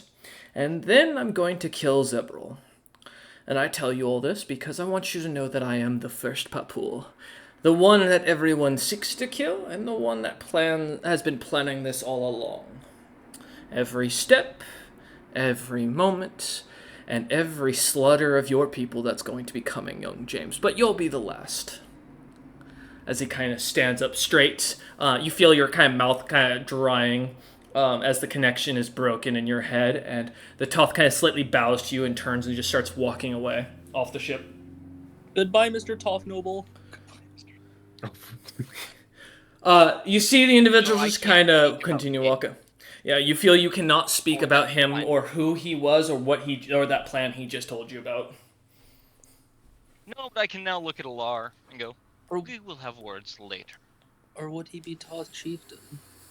Oh, you want to have words? We have words now. What we have words about? What words? We'll do it later. I'm not going to do this on the Don't ship. wanna. We Why do will. you just say things, James? James is going to head off the ship now. Mark of Gathering up bad these- leader to say gonna have words and then not. I said have Word. words later, not words now. Yeah, no. When reissued a person, you have word. That how talk work. Alar. The merchants are weird. James will actually be heading They like first down moving to get things. the wagon and everything set up on it that he may need to sell. Okay. Kind of gathering up your gear on the wagon as you head below. Rain kind of looks over at Rolaman and Alar nods and goes, "You think he got cursed?" Probably. I just bare my eyes. I didn't like that guy. I'm also gonna look at Rollman. I wanted to have words with James. Wanted to tell him, made deal with Zarius to make sure Zarius doesn't kill James. That's good. But not want to talk to me as he looks at James, like towards where James walked off. Like he said, he'll talk to you later. We have to go through this tour first. We just got here. Talk later sounded threatening. Really? He's usually nicer to Alar. Did it sound threatening to Jim or to Roland? He was It- very snippy with words. Give me a sense motive. I'm just voting my leader. Oh my god! Is this the time you roll high on sense motive? I swear to God, I want it to not be. That'd be If this is where you nat 20 on sense motive, 16. well, it's still pretty good. All right, James. From your perspective, were you kind of snapping or aggressive towards Alar when you stated that? I'm annoyed at Alar, not angry. So then, That's yeah. just something I do not want to discuss in front of the rest of the ship, as Alar's will like. All right, I'm never Bro- going away from the ship. Yeah, Roman, you get the sense that James seems slightly angered at the subject, but more annoyed overall. As more, the anger seems to be more of an exasperation of a constant anger than anything. Though it's hard to tell what they're annoyed at, as James is pretty guarded about his individual feelings. But as you look to Alar and look back at where James was, there seems to be some tension between the two. Is what you gather pretty well. Hope he doesn't get aggressive. If leader attacks other pack leader, one has to die. Maybe it's because you went and talked to that strange Toth. Oh, he said if I didn't, he was going to kill you all. Rain kind of chuckles and goes, I bet he could have too. Yeah, he said he wouldn't because I talked to him. That's good. Why do we have to meet all of these people that just walk onto the ship and they could do whatever they want? I hate this. All are good at making friends. I tried to warn you to not take him on the ship. Why didn't You you? said Didn't. that after he was on the ship. You could have asked him to leave. If he was trying to hide himself from the army, he would have probably kept his mouth shut and got off. Think about it. I mean, even if he is the first Papool, you gotta think about it. That many swords coming at you, eventually you're gonna go down. Uh-huh. You know how many bodies he was standing on when I saw him? Probably more than I can account for, but I'd still give it better odds than just sitting there watching him walk away into a city that he's probably gonna blow up. Or even worse, maybe he'll make friends. I doubt I could even As say James anything. comes up with the cart that has the chest full of breadfruit and seeds and What? troll plants and nothing much else in it. Why are we taking the breadfruit and shit? Aren't we saving that for the tobacco lens? We may not end up going there, so it might be good to sell it off here. Okay.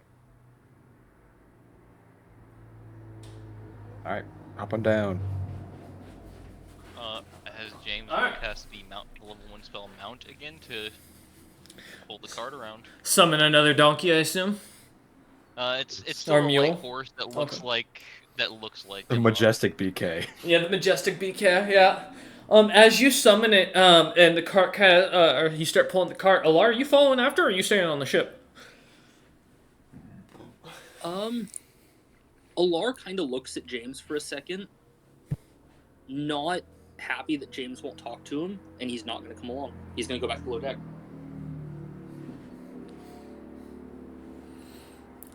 Rain just kind of looks about as Alar heads below deck, seeing you lot get ready, and goes, I'd recommend you deal with it now, Captain.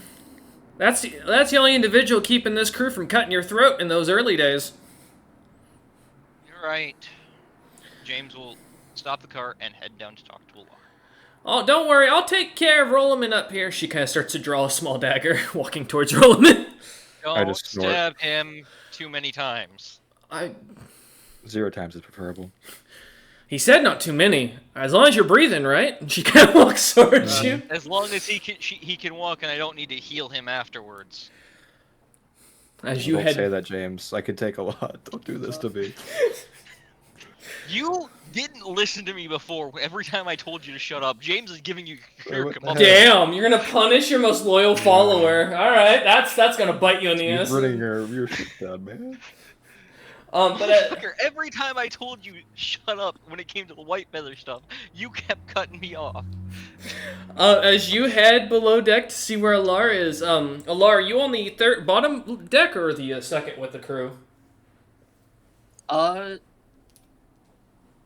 Alar will be with the crew, but I just sent you what he's doing and what James would see. They're kind of staring at each other. Alright, as James, as you head down, you see Alar kind of staring at their bloody armor, that as they seemingly seem to be meditating. Kind of focusing away. The rest of the crew giving a wide berth around Alar, not kind of getting closer to them. James will walk over and sit down in front of Alar and clear his throat. Alar, let's talk now. Oh, 1 second. We talk later, Savnok. As the armor will rebond to Alar. I apologize for beating around the bush. I'm just very frustrated. James is With? speaking in Dwarvish to Alar. Yes. That dog told me you had a deal with, that you were a spy for the Golden Heart Merchant. To me, No, all of our not problems are settled with them. Alar only became tied to Zarius in last week to save your life. All right then. I'm sorry Alar for made being a so deal hard with you. weird angel man. Thought he was dwarf, but you know. A lot of us tend to have more power than we see. James will But smile at that. Alar make a deal with him. He asked for nothing from Alar. Alar gets power later. Mm-hmm. And he keeps scary fiend person away for a little longer. All right then. Did he do Thank you. something to you? James, being unable to talk about that, just looks at you. Okay, Alar can try. No need right now. I'm fine. You sure? If not fixed now, things could happen. James's eyes are wide when he says that, as this is more or less the spell talking. Because he can't try. I'm guessing there's also something in place Fuck it. to prevent attempt of removal. Well, is there? Do you have remove curse? I have another. If you have some, you can try it. You can try it. You don't see any markings or symbols on James at all as you look on him. Yeah, but someone told me he's probably cursed, and I have no reason to doubt that person.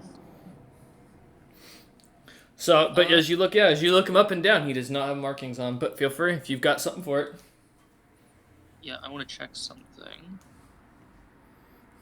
Does this work? I'm going to be casting one of the spells I actually prepped. Magic. That is going to relieve, because I'm guessing this is still under the dominate person where it's from, correct? Is where his order came from. It could be. I will. It could be. I will say. I need to know for the spell because as I cast it, it's going to stop it from working for a few minutes. All I can. Okay, so I will confirm it's a dominate or dominate person like spell. So yes, it's a same level but a little bit different. Protection from evil. For dominate person, prevent you from exercising control or using the telepathic link while the subject is so warded. You know it's ironic. It doesn't establish the domination. It doesn't. What's prevent the ironic? establishment or. It's not the evil. It's not evil you need it for. For specifically for this spell, it's mentioned for protection of good from good. This is an evil act to James. That's why he's going with protection from evil. As you cast this spell, His free will. expecting the curse to remove for a moment, as you've read in many books, you burn the spell and feel your body kind of, for a moment, feel almost as if it starts to heat and feel the magic release from you, and then it, almost as in the same moment, it seems to return back to you. The spell seemingly having no effect. All right. Alar's gonna try something regardless. I'm going to banish Savnok. Okay. I can only change once a day. I'm about to become a non-combat vestige for the rest of the fucking day. That's why I said don't worry about it. Party's just gonna decide. Well, you see, he's kind of required to say that. So the next one I'm binding, I cannot roll high enough to beat the binder check, so they're gonna take over. Oh no. That's nice, right? You're a Hey, nice person. Karsus. Influence. You take on some of the arrogance for which Karsus was famous for in his mortal life. Oh, you're gonna be really mad if this doesn't work. I'm about to become really fucking arrogant as I become Karsus. Yeah, you see as this gnoll kind of slightly gets a bit taller, the hairs kind of seemingly dissipate a little bit more. A more humanoid-looking figure seems to appear, though, with the with the gnoll-like feature still very prevalent amongst the appearance. But otherwise, Alar physically looks different as you see them, James. Now, as Alar blinks and their eyes reset, I can see magical auras. I hate you. I knew. I told him I have a vestige for this. This is all this vestige for. It's going to. All right, remind me what magic auras are in 3.5 and how it goes, because it's been a little while. I believe it's technically detect magic. Yeah, it's basically detect magic. I believe it allows so. You to see the spell. Yeah, and okay, so you can detect the spells and spells with similar capabilities as though it were non-magical or magic item. Okay. Alright, so, if the objects... I'm just checking something. Examiner also is a recognize that the aura is false and detects the object actual qualifies succeeds on a will save. Otherwise, he believes the aura had no amount of testing. If it's what the true magic is. It doesn't work. Oh, well. All right, here's my question. Because here's the perspective, right? Karsus is in D&D lore is like the top mage in history. Like generally speaking, as far as he's like one of the top mages in the world.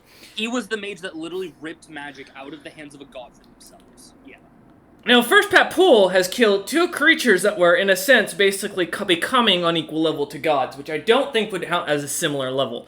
So I'm going to say, in this case, it does not count as exceptionally powerful, only in this instance because of who you summoned. But just barely, I'll put it out there. He's like, oh, that's wrong, but I can handle it. It's like Karsus, so yeah.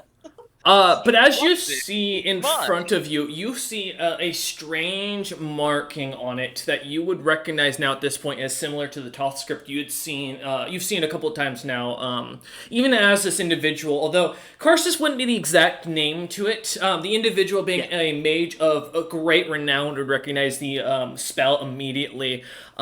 Seemingly, as they look at it, it is a dominate person spell that has been altered to be basically only undone by protection of good, from good. And then the other portion of this spell, it looks like it's not a continuous. It only seems to work in a single command. So meaning a very powerful command has to be either given by a very powerful caster. So longer commander, the more exorbitant the command is, the more magic drawn from the individual casting the spell. Or they use a very simple spell that works like a sleeper agent. It only activates at a key. This spell looks to be almost identical otherwise, though. Do I get the feeling it's dispellable? Looking at it, it is. You just figured only be of someone of your at the capability of the individual you are now would be the only one who'd be able to probably do this, or someone's equally as powerful and potent in magic. Well, I know clerics get fucking remove magic. I know that fucker over there is like 20 levels of cleric. I'll put it to you this way. The simplest way to put it is the DC for it is like 24, I think, in total. I can technically do it. Because he's got CL... Yeah, he's a caster level 10, if I remember correctly, with his build, technically. So... The DC would be 21 then. Plus 5 from the wizard spell, right? Because 10 plus the spell level plus the caster. So no, that's for saving throws. For dispelling, it is your cast level or DC 11 plus your cast. DC 11, okay. Got plus you. your caster level. So it'd be okay. Got you. It'd be 20. So I'm gonna be blunt with you, DM, to see if you want to burn Tunis, because it is going to go away. I have infinite charges of dispel magic. So, do you want us to sit here and roll, or do you just want me to break it after like 30 minutes? You take 20 probably, and it would take a. Because I can keep doing this forever for the next 24 hours, and I can beat the DC. I can roll high enough. I just have to roll a 19 or 20. How long does dispel magic take for a spell? Out of curiosity. A cast, I think it's. Is it instant? Action, probably. Or if it's instant, or isn't that? Because if it takes time, then I'll have you. If it actually takes a significant amount of time, we will roll. It's instant. It's instantaneous. So that's basically every 3 seconds. It's 3 seconds with how I work. Yeah, because remember, 6 seconds is a whole turn. Literally. Well, no, casting time for dispel magic is one standard action. I know. Technically, yeah. I'm not casting it. My hands are the dispel magic spell with Karsus. He's got 2 hands. I'm just getting slapped a lot. Here we go. I don't touch you. I keep touching you. As you begin to kind of glow your hands, kind of grabbing hold of James, I'll say it takes about an hour to keep it equal and make it easy. Well, for take 20, it is just 20 times as long as the first time doing it. Sorry? It's just 20 times as long as the single one. Yeah. Just treat it like it's a ritual and slowly unwinding the magic as Karsus. But as the time kind of continues on, kind of working about this, James, you feel layer by layer this spell being removed, but you also feel the memories being torn away from you at the same time. As the magic dissipates, forgetting the conversation and contract you had by the end of it that you had completely with the individual, not even remembering that Toth boarded your ship. The last memory that comes to mind as you kind of now open your eyes looking at Alar in this humanoid-like form is talking to Wind Hen, or Kind Hen as you were buying items. Or buying, I would have liked to try to hold on to the dwarf information. Nothing seems to stick. Alar, where are we? Do you Are feel we on the ship? better, small one?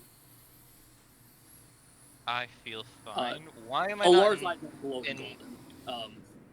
Last I remember, I was in Kind Hen's shop. Where the fuck are... Why am I on the ship? You got cursed. It Huh. took time to unwind, small one. So where are we now?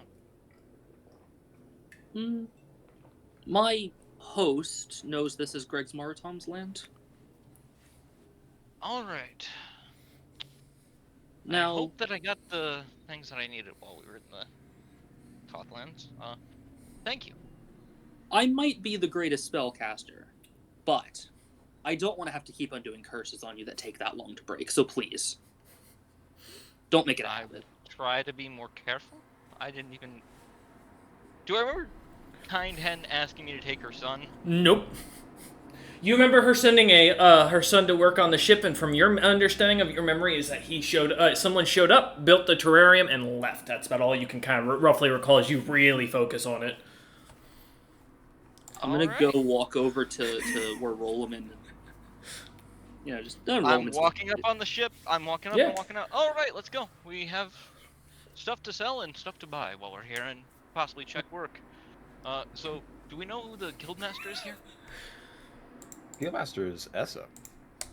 It's very interesting. But they're, not here. So who do we have to turn stuff into? I assume it'll be Ice, who's going to be our tour guide for the moment. All right, that'll be good. It'll be good to see him again. I'm gonna look to Rolliman. I removed the curse on the little one, but it seems now they don't remember anything for a short time. For like the past 2 hours. So whatever happened, he doesn't remember. But on the bright side, whatever the curse was is also gone. He was going to be puppeted by someone. I have an But now idea of who it was. Ah, of course. But who am I to not introduce myself? The greatest spellcaster to ever live. A pleasure to meet you. Oh, that's a hefty title. That is Roland's is working. Well, remember, Essa did want to go get Alar did want to go get that book because it was the greatest magical tome. Yes, the grimoire. My host has done me a favor of telling you I wanted it. It'll be a little bit after this. heading that way shortly. Earn some coin and get some work done. Try to build up a name. Plus, I have a meeting here. Yeah, I was going to say, who do you think compares to you on? Well, not compares, but is close? Would you say to your level of? You feel a hand cover your mouth, Rolliman, as Grandpa just stares at you as something almost appearing from the sidelines and just shakes his head no. And as he leans in, whispers, he goes, "Do not try and antagonize this gentleman. He is prideful. I want to know. Listen." He is prideful. Let him think he's the best. Do not ask questions assuming that he is not. I didn't say it was not. I said who would compare to him on a lower level. That would be the same extent of saying if I asked if someone compared to you that was a child.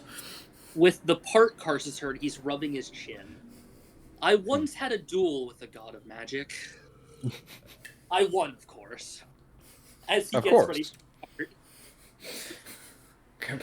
James is gonna just look at his horse and I guess head down the ramps. Okay. A favor to any of the casting persuasion. Turns out, filling your body with infinite arcane and divine power, no matter how great you are, makes you pop like a balloon. I mean, James will stop it and look back at him. I mean, that's pretty much my entire thing.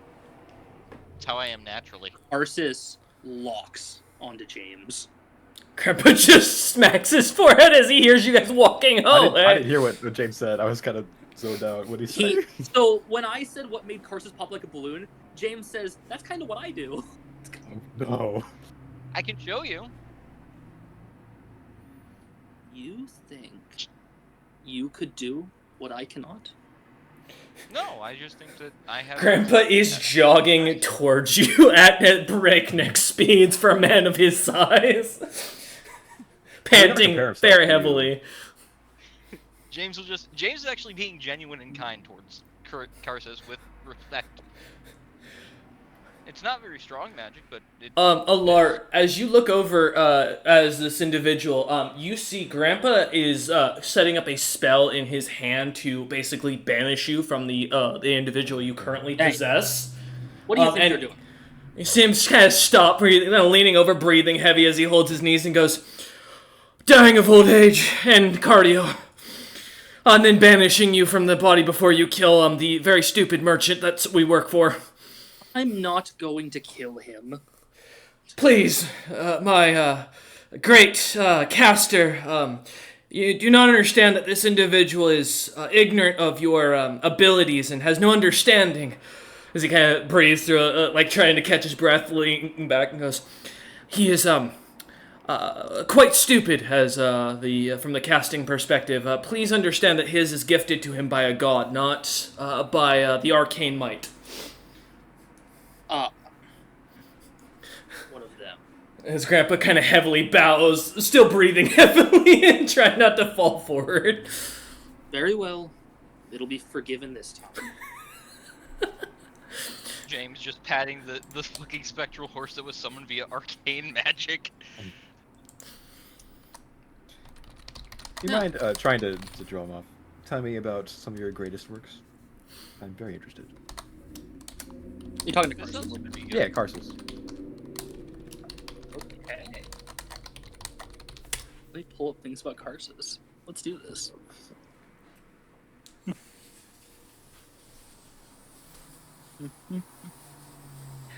James is leading the way down the ramp Yep. now, I believe, I guess, as... Ice is at the very bottom waiting for Ice. you lot. Alright. Yeah. It all started when I was 2 years old and I was able to cast my first level spell. A tirade about how when he was 27 he led his floating city, and he'll keep talking as long as I he will wants. listen very intently. 'Cause this is I very will James is say- listening for ideas. Rollman and James, none of this information makes any sense. There isn't a spell in existence that can make a city float. There aren't casters that can summon, like, moons from the sky to drop down on people. This magic he kind of dictates as, like, simple and easy and almost, like, childlike is stuff that, to you, sounds almost, like, godlike in development, as these spells of 6th level and higher are, like, tossed around as ideas. Though the words to cast them make no sense to any of you, as the spell itself seems to almost sound like gibberish as it comes out. Though the description of it makes clear sense, the understanding seems to be a slightly above your head as Carsus tries to explain the detail of the spell.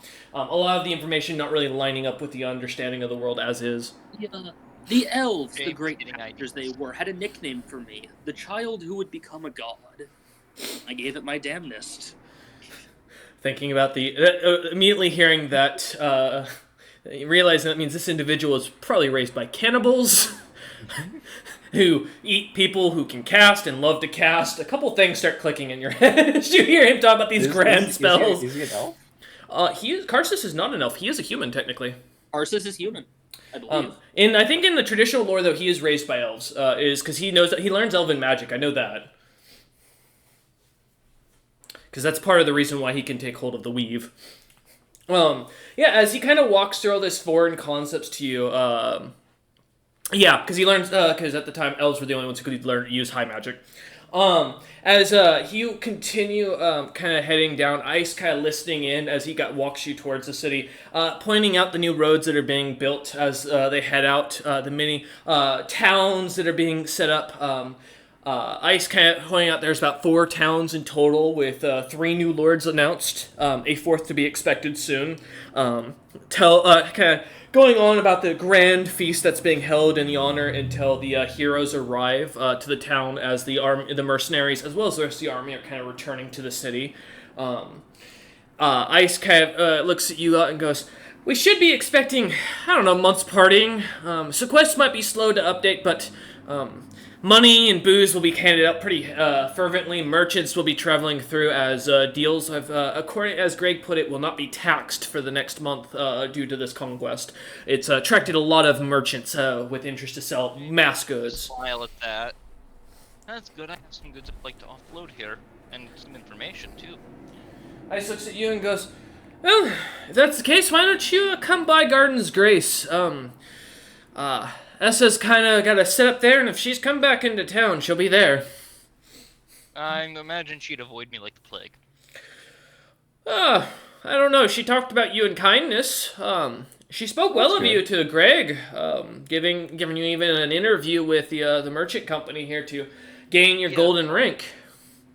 I do have to go for that meeting. Where should I go for that? As I'm supposed to meet with Greg or one of his subordinates. Well, there's a building in town ran by Esel Stonesmith. He's a snow dwarf. You'll recognize him. He's got long white hair. He keeps wound up in like a bun at the top. As he kind of describes a man bun, basically. Goes, yeah. Do I recognize his name? Esel Stonesmith, give me a knowledge history roll. Or knowledge nobility. I've been rolling shit all night. Let's see what I've got. I don't have knowledge nobility, so knowledge history, here we go. A 21. God fucking damn it. Nice.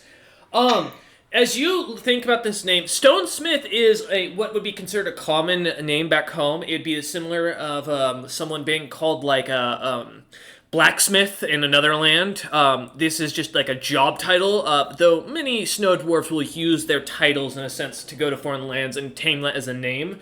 As dwarves get a kick out of other people not realizing the understanding that last names are not only common amongst the nobility, basically, not amongst all dwarves.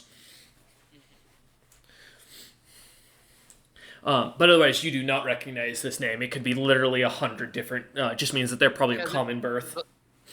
Yeah, this is a commoner, but he's distinguished himself here, so that's worthy of respect. Yep. As Ice continues and goes, Greg's Marathon's gold standard should be where you'll be going. Okay, got you. As he kind of goes on and goes, but beyond that, other than your interview, that should be the only place you should have to go. Feel free to stop by the mini schools, though. There's he kind of gives a wry smile. A new batch of students coming through with all the celebrations. Feel free to stop by. Also, the slave market is booming with the conquest. I don't know if you've heard of Neff. He's been touted as a hero around here for capturing the city with the fewest casualties we expected. The population is of the conquered cities are being sold off as slaves for the payment of the reward to the many individuals who played key parts. Oh yeah, it's Neff. I recognize the name. Very famous. Yes, I think out of heard of game, him. you guys more heard about Neff's right hand. Yeah, we've heard about That's what they someone knew. who worked with him. That was Ultimus. Yeah, Ultimus. Yeah. I do believe their name is Ultimus, as we traveled with somebody who was related to them at one point. Ice nods and goes, by the way, you have a compatriot that's staying at our adventuring guild. He's been sleeping on the floor. He says his name's Zels, and he's got a new hire, a man by the name of Uldren. Yeah, I'll go pick him up then, too. If you want to go to your meeting, would you like me to go pick up this individual? That would be much appreciated, Alar. Thank you. Or Karsus. Whichever one you wish to go with. Either works. It is the name of my host, after all. Ice kind of look at this and goes, anyways, my only recommendation, there's been some necromancy going on throughout the city at night. A lot of undead walking about. There's also rumors of a really racist group called, I don't know, Death Smile, something along the lines. There's a lot going on amongst the monster races and the non-monster races in the city. Races? Huh? What do you mean by monster races? There's a group called the Cryptic Cabal that got really popular recently as a good example. They've got giant turtle-like creature, a beholder that works with them. Wait, a beholder in a party?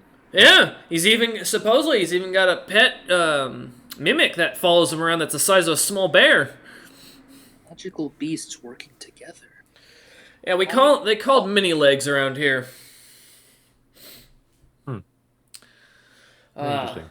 We saw one of our bars burn down, unfortunately, right across the street during the attack, and there's their name splayed all over, as well as weird depiction of an individual with strange horns, like a moose or a deer, like antlers, and a weird, creepy ass smile. Oh no, that's your cup of tea. I'm gonna be honest. I'm trying to stay away from it. Very interesting monsters. You said a turtle, a beholder, and a mimic. That's it? There was one more, but I think they're normal. They look like a dark elf. Oh. Like white skin. I don't know. I think a Albino? dark elf ended up fucking a snow dwarf. Has been my bet. Right. They Interesting. could also be an albino elf. Could be. I don't know. Sunlight. Not familiar enough with the species personally, but I like to think Karsus is living through like all the elves, but there's so many fucking elven species in D&D that he's going through a giant Rolodex of elves. I just imagine he's illusioned up a Rolodex and is flipping through it. No. That would kind of fit, but no, because none of them would match. Because out of me, he's a half breed, so none of them are gonna fit perfectly. But as you kind of continue getting up to the gates, you see as they're pretty much waving people through without issues. Guards seemingly grabbing like what looks to be a simple helmet, putting it on the individuals on the carts for a moment, and then just letting them pass as they take it off once more. As you kind of start pulling up, Ice looks back at you and goes, "Oh, Greg's got a new policy about something about like violence towards him. Basically, he just scans everyone that comes to the city, make sure there's no hatred towards him or the what he's trying to do. The big explosion, the skeleton attacks, how you can kind of understand. Oh, perfectly understandable. As you kind of get up, the guard looks at you a lot and kind of waits to do the helmet to each of you. Now, I do have a I'll question. put down for him to do it. Yeah, two questions. And one, do all three of you say yes to this? And second, while you think about that, do all three of you not have any ill intent towards Greg or his kingdom? I say yes. Say yes, and I have no ill intent at all. I'm here to buy and sell. I have no intent. A liar! Okay. It's not gonna be a bad answer to the party, I promise. Karsus doesn't let it happen because he's intrigued by whatever this device is, and he's very interested. I don't think Karsus would feel animosity towards really anyone because of how his story played out. I mean, no, well, at least not a common dragon that runs a nation. But the point is, not anyone alive in this age. He doesn't know anyone. He also He wouldn't only has large recognize. memories, which only would probably have the lightest of passing of who Greg even is. Yeah, he also wouldn't recognize most of this world from his perspective. So. Yeah, he doesn't know where the fuck he is. So no, I don't think there's no. Alright, yeah, as you feel your mind being read as a detect thoughts completely delves deep into your head, kind of searching through your mind, not looking at any memories, but you feel it looking for something specific as it digs through, and as all of you are kind of scanned, the guard kind of looks at you and kind of turns back to his captain and nods as the gate, or as they move out of the way, and the guard looks back at you lot and goes, "Have a good day. Remember, no taxes are being paid on goods going in and out of the city or while making deals, but if at the end of the month you come out with a bunch of profit, and it's the day after the month is over, do note you will be fully taxed regardless of what the profits you make during the previous time. We recommend, and at Greg's behest, all merchants should leave on the day before the event is closed, so that way all of you can get out with your goods and just return the next day with whatever you have." Gentlemen, okay. thank you for the information. The guard nods and smiles as he ushers you lot in. As the cart kind of continues to go forward. Ice looks back and goes, Merchant moan. Ice goes back and goes, "Alright, so this main T, we're heading down right now is what that's called the main T-junction of the entirety of this portion of the city. The western half has been closed off due to the worst of the attacks, but around this part you should be fine. On this, the top of the T here where we're at, there's two gates on either end. The other gate is to the mercenary quarters, and where we're keeping and housing most of the Nef's mercenary group when they return until the village gets built up. As supplies will be getting shipped out to them to set up in their newfound territory. At least from my understanding of what Essa mentioned. She was complaining quite a bit about having to go to these meetings as she's technically part of the Royal Guard now and has to sit through all these long paperwork events. Not like having to watch me do paperwork at all, so I can understand. Which means she should be in town as the award ceremony should be in the next day or two. So while you're here, you should see her if she's not back at the inn. But Is that monster group going to be awarded? Yes, from my understanding, the Cryptic Cabal has been agreed upon for the sacking of the armory and the killing of an aboleth. One that was noted as being quite capable as a caster individually. They apparently managed to slay both, or that creature, and managed to free Neff, the mercenary captain, who had been the iconic individual to lead champion the charge on the city of Adventure's beginning and lead the secondary killing blow to the enemy. I expect them to be rewarded with territory at this point, or at least the equivalent of value and wealth. Oh, I might attend to see them. Very interested. There's another group as well, but they don't have a name. Apparently, their group leader was a major help to the medic tents, healing and helping people left and right. The rest of their group didn't seem to apparently do much besides take down the barracks. Though there's some people stating that they don't deserve as much reward. I don't know what will come of it as things go forward. Right. But you're welcome to stay at the guild, as Essa mentioned. There'd be a room kept for each of you. He looks back at Alar and goes, "I don't think she accounted for you bringing in an extra, so I do apologize. One of you will have to sack up with the other." Oh, there's always the option of sleeping on the ship as well. He nods and goes, "Oh, and Essa said too," and he kind of starts handing you a bunch of the quests that I posted earlier from the quest board. James is going to see the one for Jakix and go, "Will you also pay for information on him?" Well, technically Essa has to sign off on any paperwork, but yeah, I don't see why not. James will nod and smile. I might have some interesting information for you then.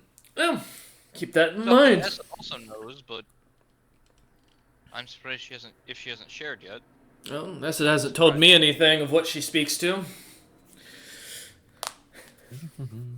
But he kind of looks about and goes, along this way, he points out and goes, the Golden Flame magic item shop will be at the main T-junction alongside the Kinky Buckle across from it. There's a Brandon Boyle, that's right next door as well at the main junction. And then the Crested Fiend. If you're looking for, as he thinks, he goes, the Chisel and Cut Merchant Guild Company. They got closed down, but they're back towards the entrance that we just came through. As he points back to a completely abandoned-looking building that looks to have been closed up years ago.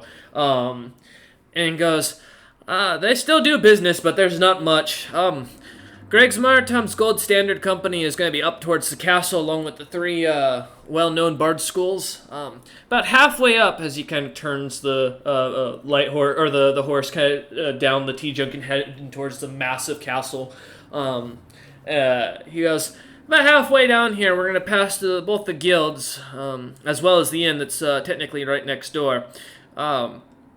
The guilds themselves, you've probably heard of Many Thinks Adventuring Guild, which has been rebuilt from the previous Adventuring Guild, as well as Garden's Grace, which is the one we run. The inn itself, it kind of is it's called the Breathless Spirit.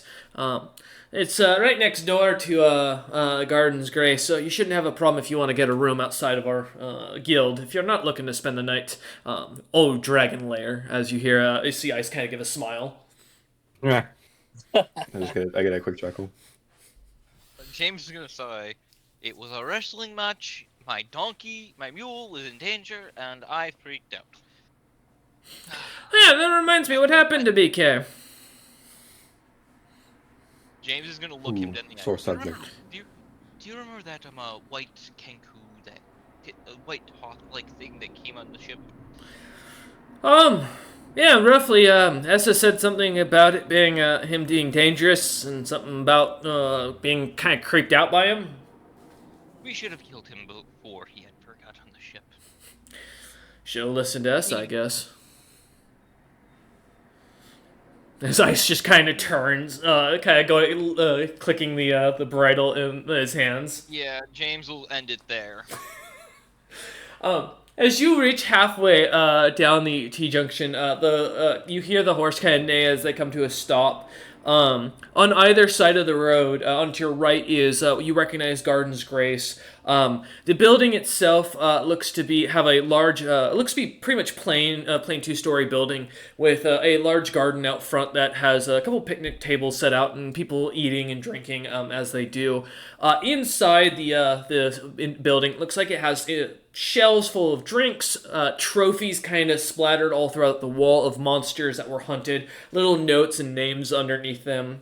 And as you look around, kind of, the bar itself looks to be somewhat empty. Ice kind of smiles and goes, "Give me a moment," as he kind of climbs off the carriage and walks over and goes, let me see if I can find Essa. You're welcome to take the carriage. We'll have a room. I'll make sure the rooms are ready for you when everything goes through. If you're wanting to go deal with your interview. I'll head to my interview first. I'll come back afterwards. Although you two can stay here if you'd like. Where do you want to go, Karsus? Well, I thought I was going to get Zell's while you guys went to the interview. Yeah, Zell's is asleep on the floor, so you. James just said that you're welcome to go with him. So yeah. Alright. I'll So- wait Pick here him up. if you want to go with Okay. As Rollman follows after James, Rollman, you're good if you need a drop because it's already been past the 10 minutes. So I want to make sure you know. Oh, that's 10 as in 10 o'clock. Oh, okay.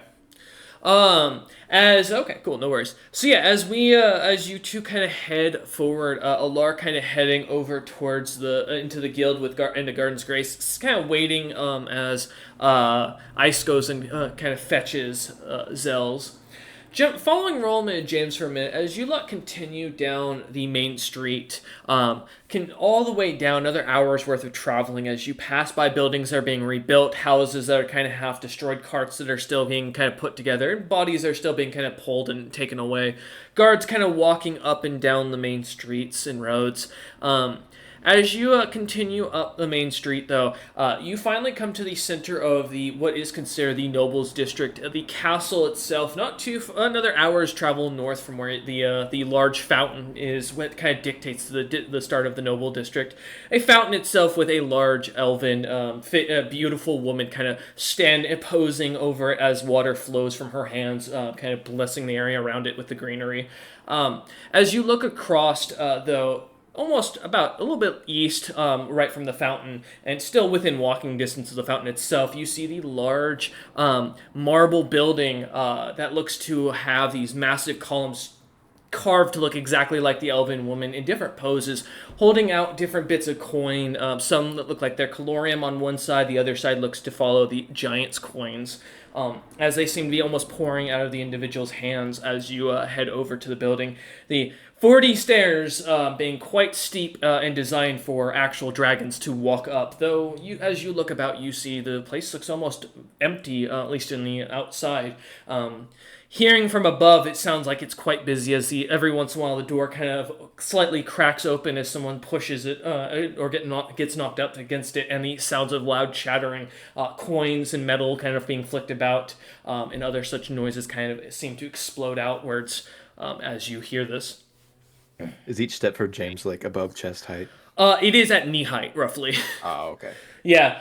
Remember, dragons do, for the most part, walk on all fours. They can't. They're not bipedal by nature. So it would be really hard for them to walk up that steep of a stair when they stand bipedal in their dragon forms. So James, it's a bit of work. You definitely get some cardio climbing up this.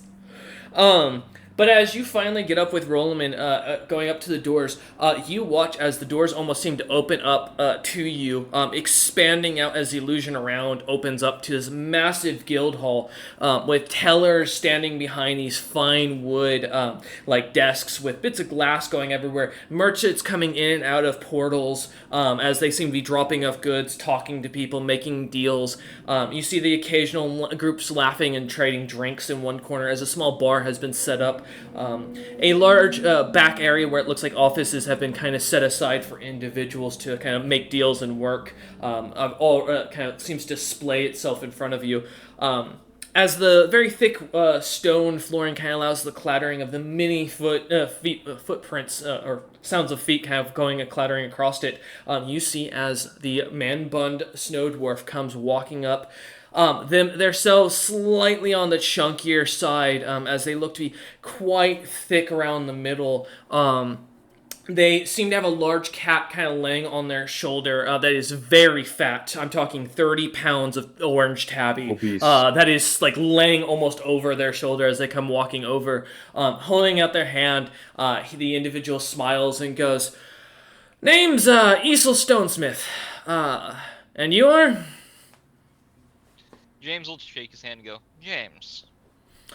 Ah, perfect. You prefer to talk to men or women when it comes to business deals? It doesn't particularly matter to me. Oh, thank the gods. And you see a snap of their finger, and the individual changes from this kind of slightly overweight male to a very well built and quite a little bit more muscled female snow dwarf. A very thick mustache kind of protruding from her lip as she looks at you and smiles and goes, "Those spells are a pain to manage when it comes to these stupid merchants these days, and I swear to God, these snow dwarves don't seem to understand that women can make deals in this era." I mean, Ugh. my mother's a treasure horn, so Fair enough. You must be the Ironheart Merchant Company, right? yeah. She nods and goes, James and Rolliman? That would be correct. She nods and goes, "Perfect. You're on time. This is Tenem," as she kind of pets the cat on her shoulder. He is a 25-year-old. I think he's a cat. I'm gonna be honest, I don't know. I've seen him kind of disappear and then reappear. Just don't ask questions. He eats cat food though, so I'm gonna go with cat. Probably a bit too much cat food, it seems. As you see that, you see the cat kind of gives you a glare. Seeing an animal show this much personality, James goes, I miss my mule. Oh. In his mind. Just thinking this for a moment. He still kind of looks at you and goes, "Okay, so business at hand. You have an interview. Please follow me back to the cubicle. I was told to expect one more. Did you not have another individual traveling with you? Esso?" Essa was probably the person that recommended this. She is part of the Tam clan. Ah, okay, so she did not officially sign on with you. Understand. No. She pulls out a piece of leather and starts writing something down as she scribbles down, looking at you and goes, "And to clarify, how much gold earnings are you making annually?" Good question. That is a really good question, as James would pull out his ledger and go over it real quick so he would keep it with him. Let's see, the last few times we've gotten money from doing odd jobs, but not specifically from purchasing and selling. We've earned actually quite a bit going over it. Exotic animal sales have been over 100,000, so... She nods and goes, "That puts you in 16th place this year. Just barely missing out. Alright, we'll come back here." She kind of ushers you back to one of the cubicles that have set off a heavy wooden desk set aside, and as you kind of enter, you see it, you almost hear as you immediately hear as the sound around you almost goes silent. The outside area seemingly disappears with the noise as you walk in. She looks at you and goes, "Makes it a little more private. Alright, so 100,000 gold pieces a year. Looks like you qualify for our silver standard. That would recognize you amongst the merchant companies. Though it would give you right, you do still have to pay taxes in any of Greg's land. You don't get gold standard right. You get rights to use the portals when you want. You can buy airships from his personal collection. Beyond that, that's what we have on offer for you. Now, I do have a few questions if that sounds like you'd be interested in it. It's a little intriguing. What goods do you specialize in? I personally...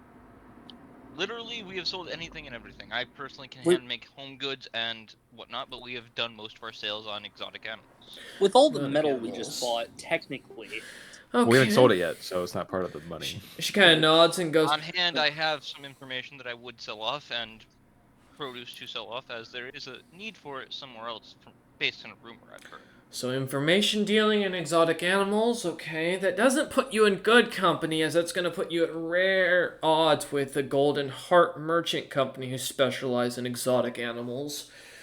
In reality, Um, I will purchase or sell anything. I'm more of a general. yeah, we don't have that here. Sorry. With I the, do deal in arms and armor though too. how many sales have you made in Trust arms and armor this year?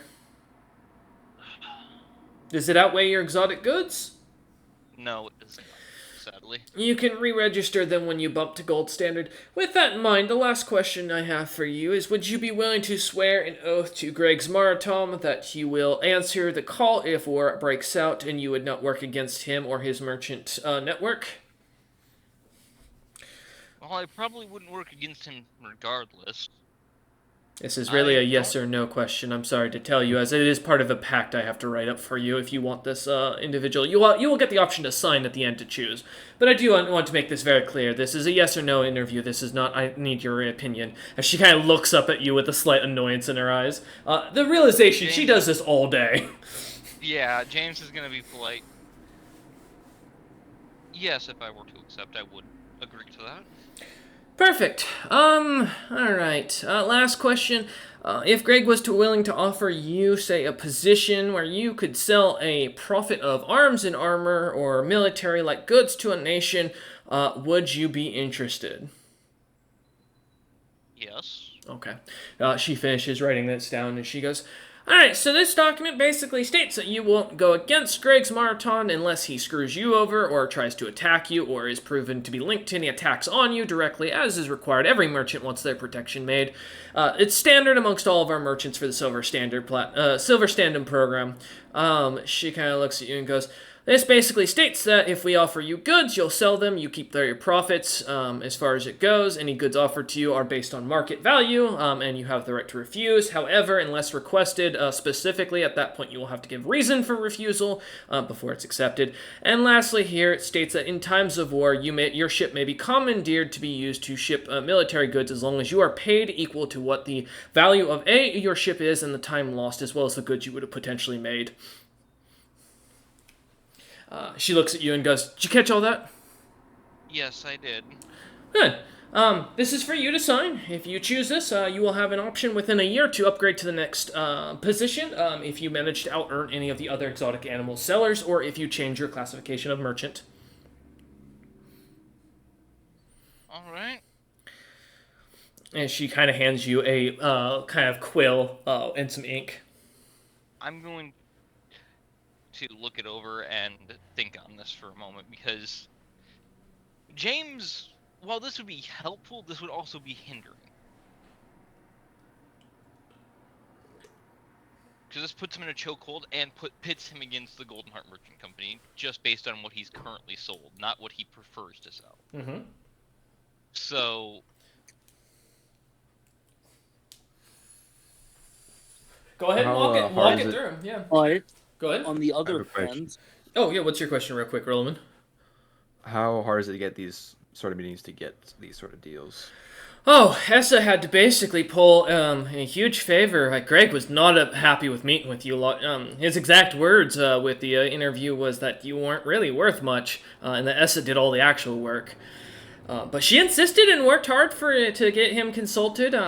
Normally it takes, I don't know, 200 years to get the meeting with us. Though that's the current waiting list, not an actual like historical waiting list. I have that in mind as well. She kind of looks back to James. So yeah, sorry, Chest, I didn't mean to cut you off. Go ahead. yeah. On the other hand, one, no matter what we do, because of Jakix, we're going to be at odds with the Golden Heart, at least on a merchant level. It's going to happen. It doesn't Merchants matter. be merchants. It's merchant stuff. And on the other, now that I have a kind of relationship with him, it shouldn't be too much of a problem. It'll probably be closer to a friendly rivalry than him actually trying to murder us for and stepping on his legitimately, toes. I don't intend on I intend to continue to sell anything and everything, not just exotic animals. It's just that happens to be Also, where most I'm of going our to be fucking money honest. came from. Out of all the merchant companies that are probably in the top, even with us selling the same thing, I doubt we're his biggest rival or even goddamn close to it. You could ask James what the other the top 15 members are. What are the 15 members ahead of us, if I might know? Oh, That way I can. Well, there's the Golden Heart, the Golden Hand, which are the most notable right now, and in first place, is the Golden Cup. She kind of holds out a small sigil of a golden cup with red like wine kind of overflowing and a skeleton hand holding it. And she goes, "We also have a group called the Black Hand who's in third place. But other than those four, the rest are paying very highly to keep their anonymity." Fair, understandable. I'm trying to go over everything we've purchased. But most of our money comes from doing odd jobs. Mm-hmm. Well, to be fair, I don't know if that'll be the case for long, because we finally have things to actually sell on large. Yeah. Yeah, that's fair. We haven't made money on that because we haven't had money to make for trading. We didn't have enough shit to trade. Yeah. James will look at it and go, all right, I can agree to these terms, and sign away.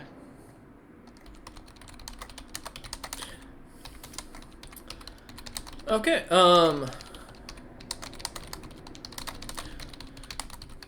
give me a second. I'm answering something. There we go. Yeah. So as you sign it, she smiles and says, she watches and kind of brings it over and then signs it herself and goes, "All right.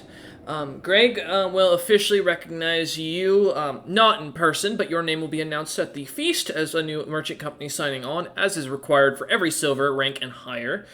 So you will be dictated as announced as recognized. So you will be allowed to trade in any friendly port without issue going forward. You still, again, will have to pay tax. But if you can manage to get to the golden standard, you don't have to pay taxes anymore on any purchases or sales inside Greg's lands or his merchant network. What is the requirement to get to gold? You have to outbeat the top sellers. Greg bases all of his stuff on earnings. His belief is that if you are capable of earning more than the competition, you deserve the right of all the top positions. It's very much a meritocracy, if you will, here. James All right, will we nod. have a What rough is the top number, seller 'cause he for said- metals and She said just Then. barely. Yeah, at 100,000 gold pieces. Yep. Yep. She Well, that's looks. what we made off of exotic animals already, putting us in silver. We're still behind him in that. Yeah, but she said that he was just the Golden Heart Merchant Company just Yeah. barely beat you to 15th. So 100,000 is very close to what we need to take 15. So but we have a rough mark of how much we need to make to get gold standard. All right. she kind of looks Yeah. through your ledger, the rest of it, and starts writing down a bunch of information from it and goes, "Okay, so now that we've got your earnings recorded from all of your capabilities, it looks like questing as adventure is actually what we're going to change you to. So you are now listed as an adventuring merchant company. We don't actually have that listed in the top 15. I'm quite actually impressed. Most of them mark around the top, low 50s as far as earnings. So quite capable lot. Given this, I'm going to change this classification on the pact real quick to that. You are still marked at 16th, but this should help you going forward," as she nods and goes, Yeah, look. We might be silver, but we're number one in our thing. all Does right. that make us gold? She wraps it up.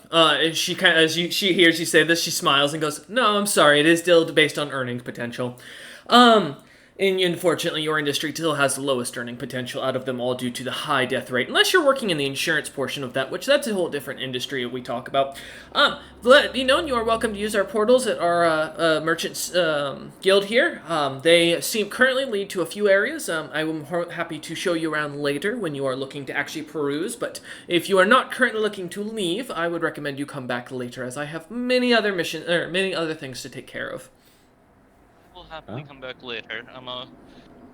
Although, who would I want to give off some information to, along with possibly upload some goods that I have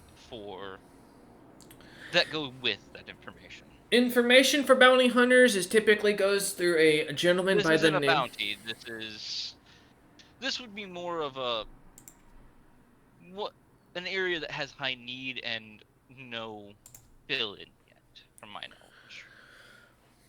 Well, the only people. It depends on the individual. If there's no actual bounty, then there's not many people who are going to want to buy the information. All right. Thank you. James will say as he stands up and heads out. Thank you for your James, time. pick a number between 1 and 10 for me, James. James will take. I'll take 6. Okay. All right. Just to keep that in the background. As you kind of head out of the merchant company, going or merchant guild. As you head down the stairs, you see as the bridle still waiting with the light horse kind of still standing there, chewing on some grass by the near the fountain. All your stuff on your cart that you took with you, by the way, is gone. Including all of your chests, all of the equipment, everything you left on top of the thing has all vanished. Do it. As you left your cart completely unguarded, In the middle of a place with a thriving black market. so all the breadfruit is gone, the seeds, all that. Yeah. Everything. Oh, luckily, it was literally just that chest that I brought, so... You also mentioned that in our PMs that you were bringing everything you intended to sell, which means all the, I assume, gear that you were going to sell. So I'm going to assume that means you're selling I stated equipment. when we were leaving that I was only bringing this because there was no point in bringing everything until I had a better grasp on anything else. You did not. So, I stated that as we were leaving, I brought up only the chest on the wagon. I can guarantee I can go back on the recording and prove that you outright stated you were taking everything that you wanted to sell onto this cart. But because I'm going to be nice and I don't feel like going and doing all that extra work, I'll give you this. That's fine. As far as it goes, yeah, your breadfruit is gone. So is that one nice chest? Oh, fucking well. I look. Is there anything? What's up, Roman? Is there any evidence of stealing? Either give me a survival or a search check. Hey.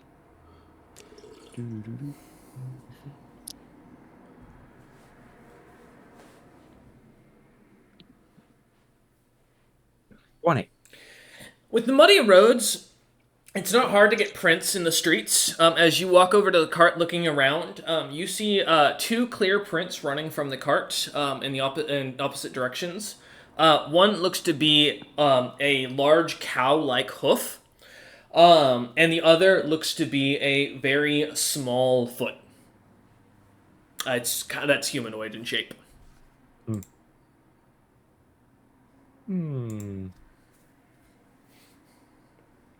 I'm following the cow one because big heavy chest. Okay. Roland, are you saying anything to James, or are you just running? There's tracks. I'm gonna follow it. Do you want me to come with you? Do what you want. I will follow. As the two of you start kind of heading down, Olar, we jump back to you. As you're sitting there, a few moments go by and Zell's is brought out. Zell's kind of standing there half asleep, kind of rubbing out the sleep out of his eyes. Looks at you with his short curly beard and goes,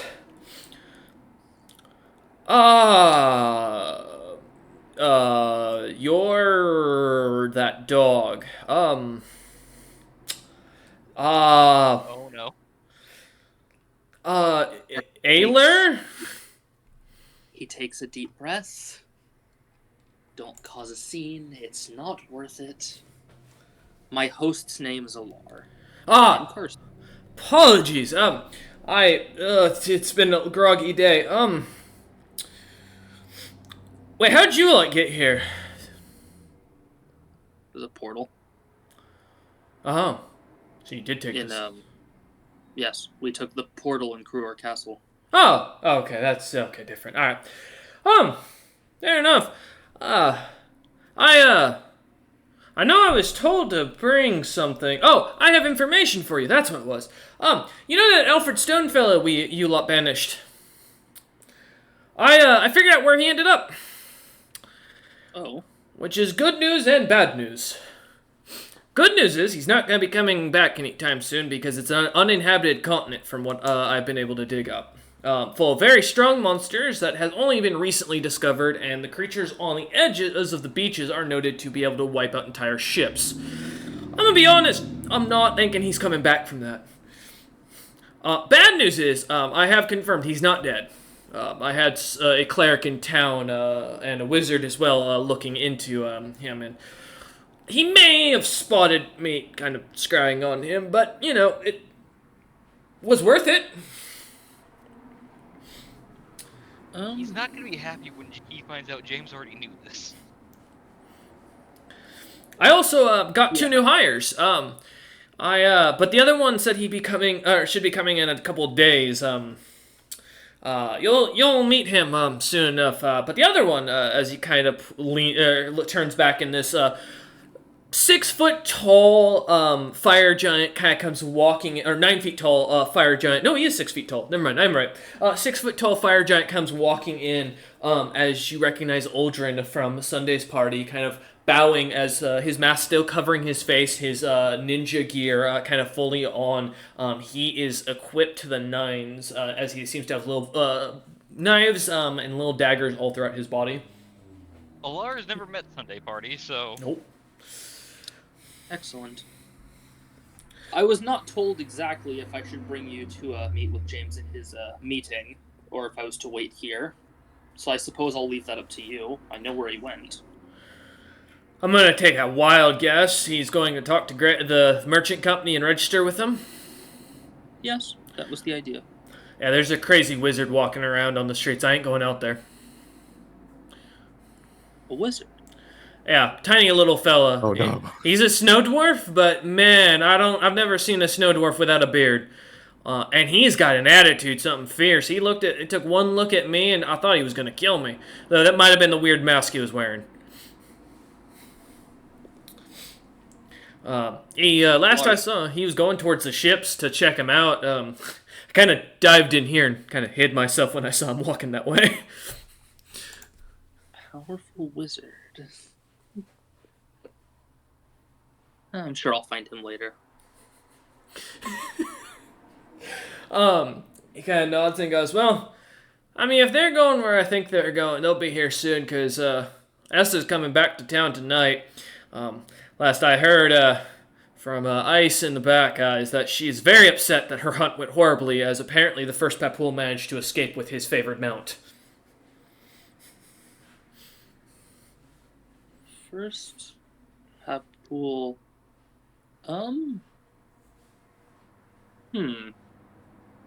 I can't say for certain. Sales looks at you and goes, no, don't know. The hunt might not be over. The hunt continues. Wait a minute. What do you mean? A Toth noble No. has entered Greg's land. We are unsure exactly who it was, but they were laying low, and there's a good chance. So, we already had a suicidal snow dwarf running a ship into a country, a king, right? Now we have the other most powerful casters in the world potentially walking amongst our streets. Potentially, it could just be a noble. My life is getting so much worse. Yes, that's usually how it goes. I don't like you. Always downhill. Why not? And he just kind of sighs and just turns to grab a drink or to order a drink. About this time, you see. Go ahead. But I quite like you. I don't get to talk to other wizards often. I'm not a wizard. Well, not in the traditional sense. Then what are you? Please, share. Cursed with magic that my father experimented on me with.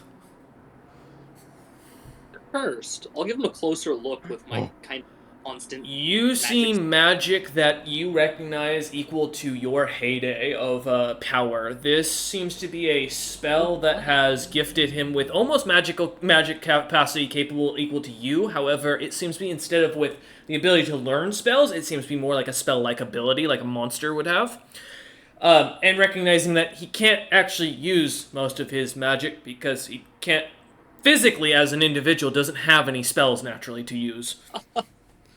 Well, you're not cursed, my friend. You're blessed. The amount of energy. Yeah, great. I get to be chased and hunted by casters and turned into a battery. Would you like to learn? Not in the slightest. Magic does nothing but get you killed. Oh.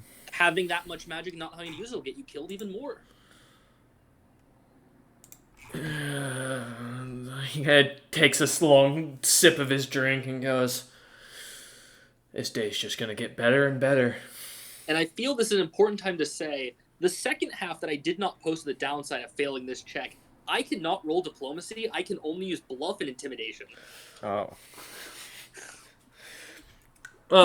As Zell's just kind of goes quiet, drinking with his drink, spacing out.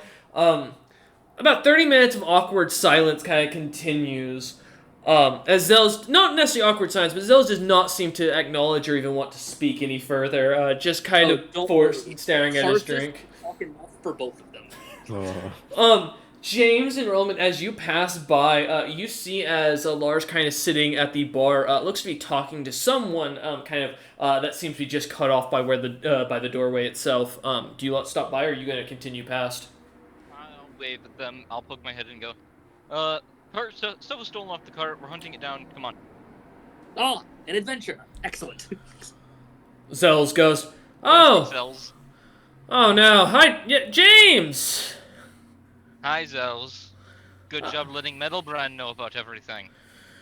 Listen, where else am I gonna find someone capable of tracking Alfred Stone, alright? It's not exactly something you can just pick up out of the blue. James is gonna look at him and go, I already talked to him about it. I'm not talking about Metalbrand, I'm talking Alfred. Wait, you've dealt with Alfred? Talk to him. He's gonna shove Rollman's head up his ass when he comes back. Was I told this? I don't remember. Yes, you were last time. Okay. This was talk last time. Yeah, that is true. He did say that, apparently. Well, that is James' word. He might be messing with me. Oh, I don't want to be... Okay. He kind of just... Buy you out of the company? No... But when I walk, Then you're welcome to go back to the ship. Just talk to Grandpa.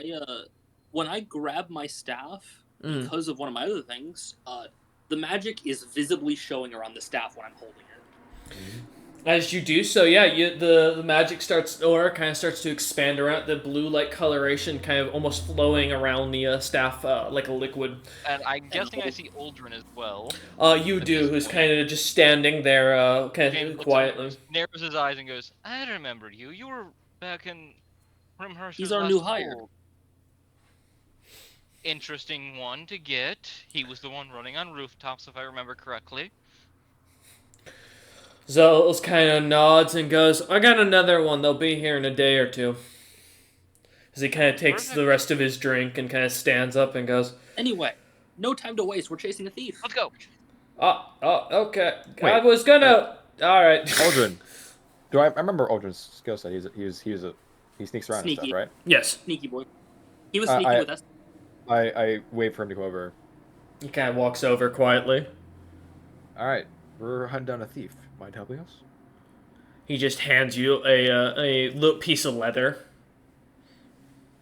What does it say? What does the leather say? It does not say anything. It just seems to be a piece of leather that, as it lands in your hand, seems to kind of tug in a certain direction. Oh. Is it the direction we were already going? It is. Excellent. Follow the leather. Following it? Olgin Wait. kind of turns and goes back into the bar as Zells finishes drink as you guys turn and start heading off. As you find yourselves kind of dipping and diving around the alleys, you eventually find yourselves back at the mercenary quarters where the guards kind of standing there look to be just mostly sitting there eating lunch as they kind of let you all pass by. Following the piece of leather, you watch as the quarters themselves open up into a large fenced-up field where there are hundreds of tents kind of dotted about. There are minotaurs, dragonkin, koboldkin, all giants, all walking about. Following the leather to find my box of goodies. As you continue, kind of heading into the main camp, as you come to the center of the camp, many of the minotaurs and other mercenaries kind of eyeing you lot up, and staring at you with kind of a grimace on their face. Rollman, you can definitely tell you're being sized up by everyone here. As you lot head towards this large, grand red tent with little gold strips about it, two rather hefty-looking minotaurs in full iron plate stand outside with their halberds in hand, kind of looking at you as they look down. One of them goes in common, "What small man want?" Looking for. "Speak with your chest, small man." James will switch to speaking in giant at this point because gives him a good gruffer tone. I'm looking for my stolen goods that were on this cart. You see the minotaurs look between each other, shrug, and then the other one continues in common. "Speak small words, common tongue." How tall are these minotaurs? They both stand about 9 feet tall. Oh, I'm close to their height. You know, this works. I look. James, Which one was speaking? Both have spoken. Oh, I choose the right one then. Okay. I'm gonna warn you two. I can't use diplomacy. This is about to get real interesting. go ahead. Do what We're you here will. for a thief. Overgrown one. Roll an intimidation.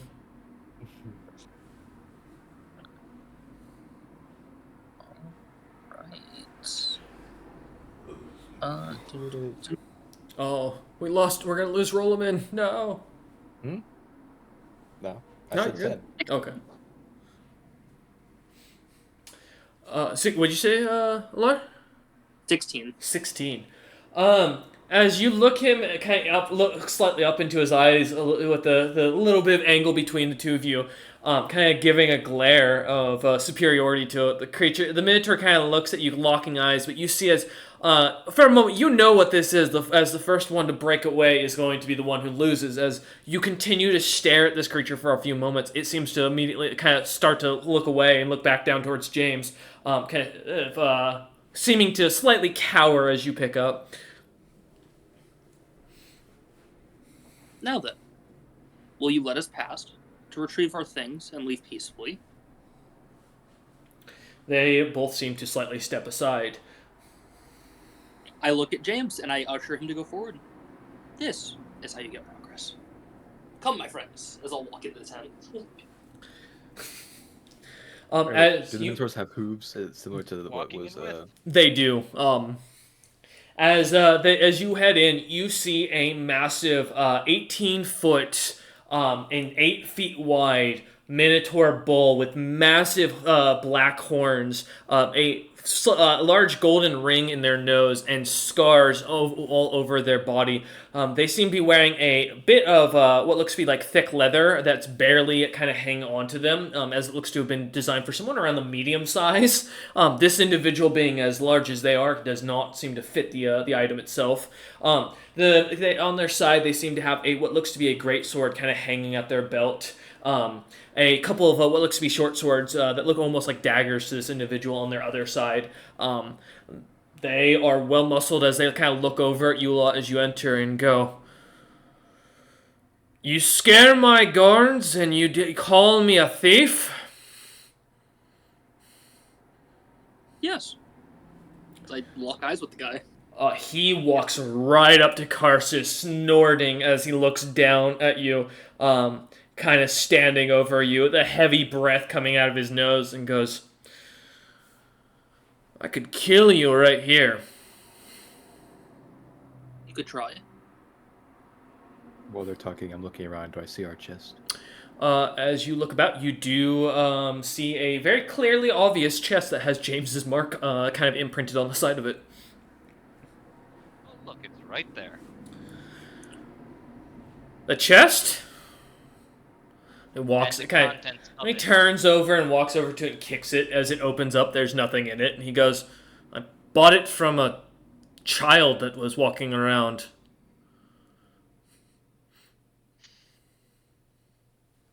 Motherfucker stole our breadfruit. "You want the chest? Oh, you challenge me!" And he gets up into a large face again and goes, "For a fucking chest?" What did the kid look like? Kind of looks over at you and goes, "I don't know, like this one," as he kind of points over to James. If someone stole from you, even the most minor thing, would you take it laying down? He kind of stares at you for a moment. I should kill you, but I won't. As he kind of steps back, turning around. Take the fucking chest. I paid 5 copper pieces for it. The bread got sold to some skinny, small, slightly taller individual. Short white hair, ugly face, weird eyes. God All right. damn it! Yep. I'm going to beat the shit Wait, did he say slightly out of tall? Dukes. Dude.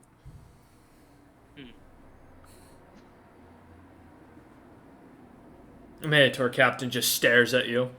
I mean, Uh, I hope James grabs the I will chest. So take the Tarsus chest. won't do it. I'm too arrogant for that. I'm grabbing the chest, putting it back on the cart, and we're just leaving. He looks at you as you kind of take it out. You hear the Minotaur comment as you're leaving. Go, don't leave your stuff unattended like imbeciles. Goddamn amateur merchants. I look at James as we leave. You left it unattended as the tent flap closes. James is gonna look back over to Rollerman, whose job should have been to guard the goods at that point. Hey, James you didn't tell him James to. was safer here. You did But- not tell him to. You It let is a him do it. failing of James will mine. then take a deep breath and go, yeah, I thought that Rollerman would have ended up staying with it, not going in with me to the meeting, but he did. I should have had the forethought to tell him to stay with the cart. It's a failing of mine. Although What is it they last time, say? What is it they say? The failing of the subordinate is the failing of the commander. Something along those lines. I let you talk to someone alone. You got cursed, so you don't remember Let's it, but just get- As you- But anyway, I haven't been cursed recently, other than I by- just undid your curse. I just motioned to Alar. James just remembers I coming to told right in you front- I undid your curse when you suddenly had no memories. Yeah, wasn't that from Alfred Stone? No!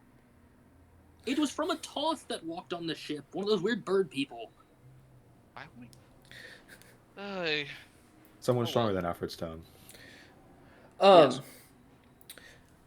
Let's just get back and grab Zell. They were and almost get him on the my ship. level. That's rare. From what you saw, Zell's was kind of did eventually trail out of the and was heading towards the direction you guys were going, which generally the direction you guys were going at the time. Towards the ship. Yeah, because he would eventually gone and turned eastward and gone out the eastern gate to the normal gate to go to the ship.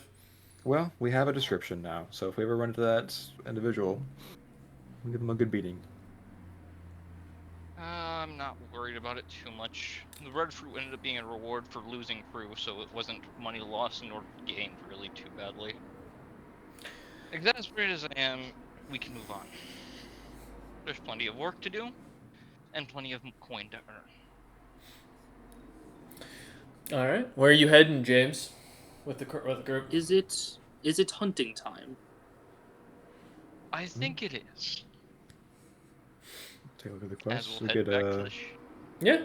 As you guys We start have all the heading, quests, they were handed to me. as you lot kind of head back to the ship, kind of deciding on your quests, kind of looking at that between a lot of you. As far as eventually as you make it to the ship, you do see an individual that does kind of stick out amongst the ships, kind of looking at each of them, kind of just standing there, seemingly rubbing their shaved chin. As you see a white-haired, very skinny, and slightly shorter individual in what looks to be more what would be what you'd expect to be a commoner's adventure gear, as they seem to be walking about, though a little bit more well taken care of, as they seem to be eyeing up the ships individually. I will state on their side of their hip, you do see a weird-looking leather mask with strange glassy eyes and a weird mouthpiece to it. Scrooge. That doesn't match the description of it. The Minotaur gave, did it? It does, slightly. Huh. Other than the fact that he was a bit taller, not a bit shorter.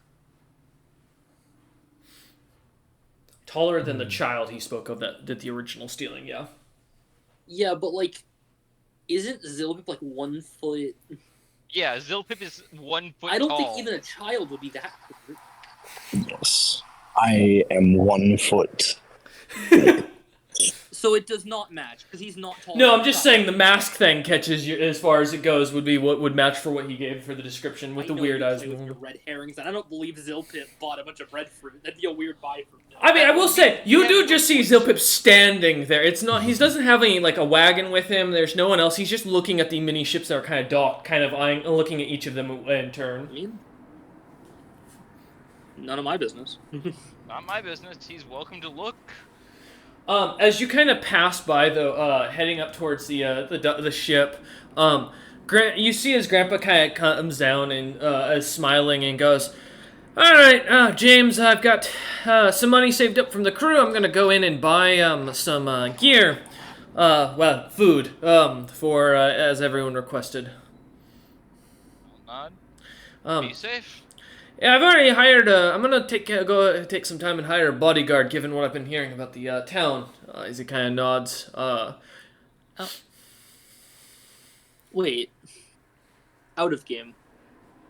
Didn't he just buy a year's worth of food for the ship a few weeks ago? Mm-hmm. He did. True.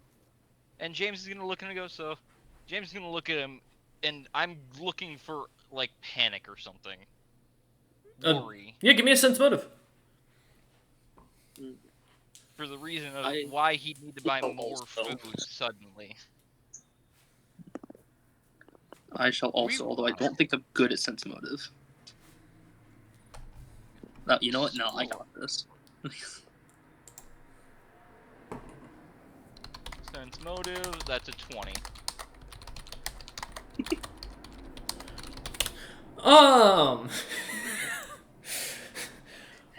Can't be good at everything. No. Alara, I mean, you're not familiar enough with Grandpa's behavior to really get a full understanding. He doesn't seem to be hiding something, and he doesn't look to be nervous. He seems in good spirits, in fact. James, would you roll? 20. As you kind of look him up and down, you notice the small, kind of catch a glimpse of a small list with written on it, and though a few of the words you can't really make out, one of them reads sweet roll, another seems to read candy. It doesn't take much to click together. People have put a request for like sweets and like specialty options that he's going in to buy. That might also explain why he said he gathered the gold from the rest of the crew and didn't ask you for an allowance. James will nod and smile at him. That's fine. If you need any help, let me know.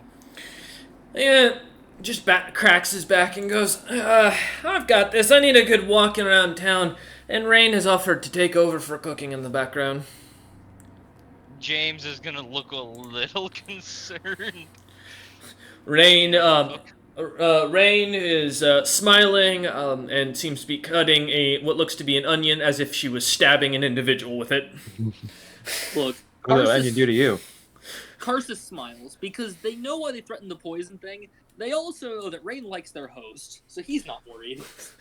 No, Nana was the one that threatened the poison. That's true. But as Grandpa kind of turns and starts heading down the dock line, he kind of waves at Zilpip as he sees him. Zilpip seeing this rather hefty-looking orc who looks to be completely unassuming and seems to lack for any value in any way, other than he is just a happy, fat old orc. Yeah, it's totally Grandpa. It's a Grandpa mentality, though. Yeah, everyone, Zilpip knows to be afraid of old people from his time period, so I don't know how you take looking at this gentleman. What is Zilpip's take of this gentleman? Well, I assume Wolf's driving by the sounds of it, so I'm not gonna ask him to jump off mute. So, but as Grandpa kind of heads off into the town. Oh, welcome in. Oh, okay. he sneezed. Yeah, as Grandpa kind of passes by heading into town, disappearing into the town, or heading down the road. You are left alone, or left alone, left on your ship with your crew. As we were walking by Zilpip, could I size him up and see what... Yeah, give me a profession mercenary. He's probably I'll not someone check his important or magic. anything. I may as well. Hello, sirs.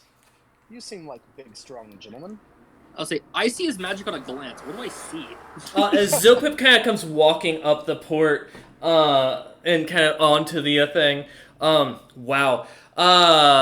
Rollman, is that 14? Okay. Chain of brains. Rollman, you get the sense that Zilpip is, something seems more experienced about him than you'd expect. He seems young as you look at him, but there's some weird sense, like how you would get senses from old mercenaries who've been in the industry for way too long. There's something that seems off about the individual, as if they're kind of almost slightly dead inside at this point, from what you can tell. It also immediately gives you the red flag that this guy is probably capable of, and would have no issue killing you lot if he felt the need. Though it doesn't seem like he's threatening in any way. 15. As you start to look at him, you sense the faintest bit of magic. It's almost as if this gentleman was as common as a commoner for magic capabilities from your perspective. I mean, no one can hide their mana that you've ever seen, as that's not necessarily something people train or even seem to understand the concept of it. But this individual gives off such a weak level of magic, you'd guess him probably be barely considered a level 1 bard as far as magic capabilities go. And then for what does Karsus see? Karsus, Because they're looking at me. as you look at him, you see nothing. It's as if Zilpip is not standing there. It's almost as if something is blocking your vision from being able to read his magic on purpose. It can't be right. Oh there, stranger. What's your name? Hello. I'm Zilpip. Rollman. Is James will this hold your out a hand. ship? It's a pleasure. Beautiful. Yes, it is. This is the Iron Pioneer. We are the Ironheart Merchant Company. Shake his hand. The Ironheart Merchant Company. I've heard of a Goldheart Merchant Company. Any relation?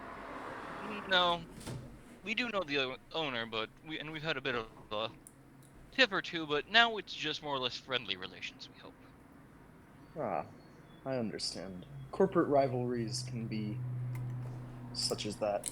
Well, I won't trouble you too much. Tell me, this is one of those flying ships, isn't it?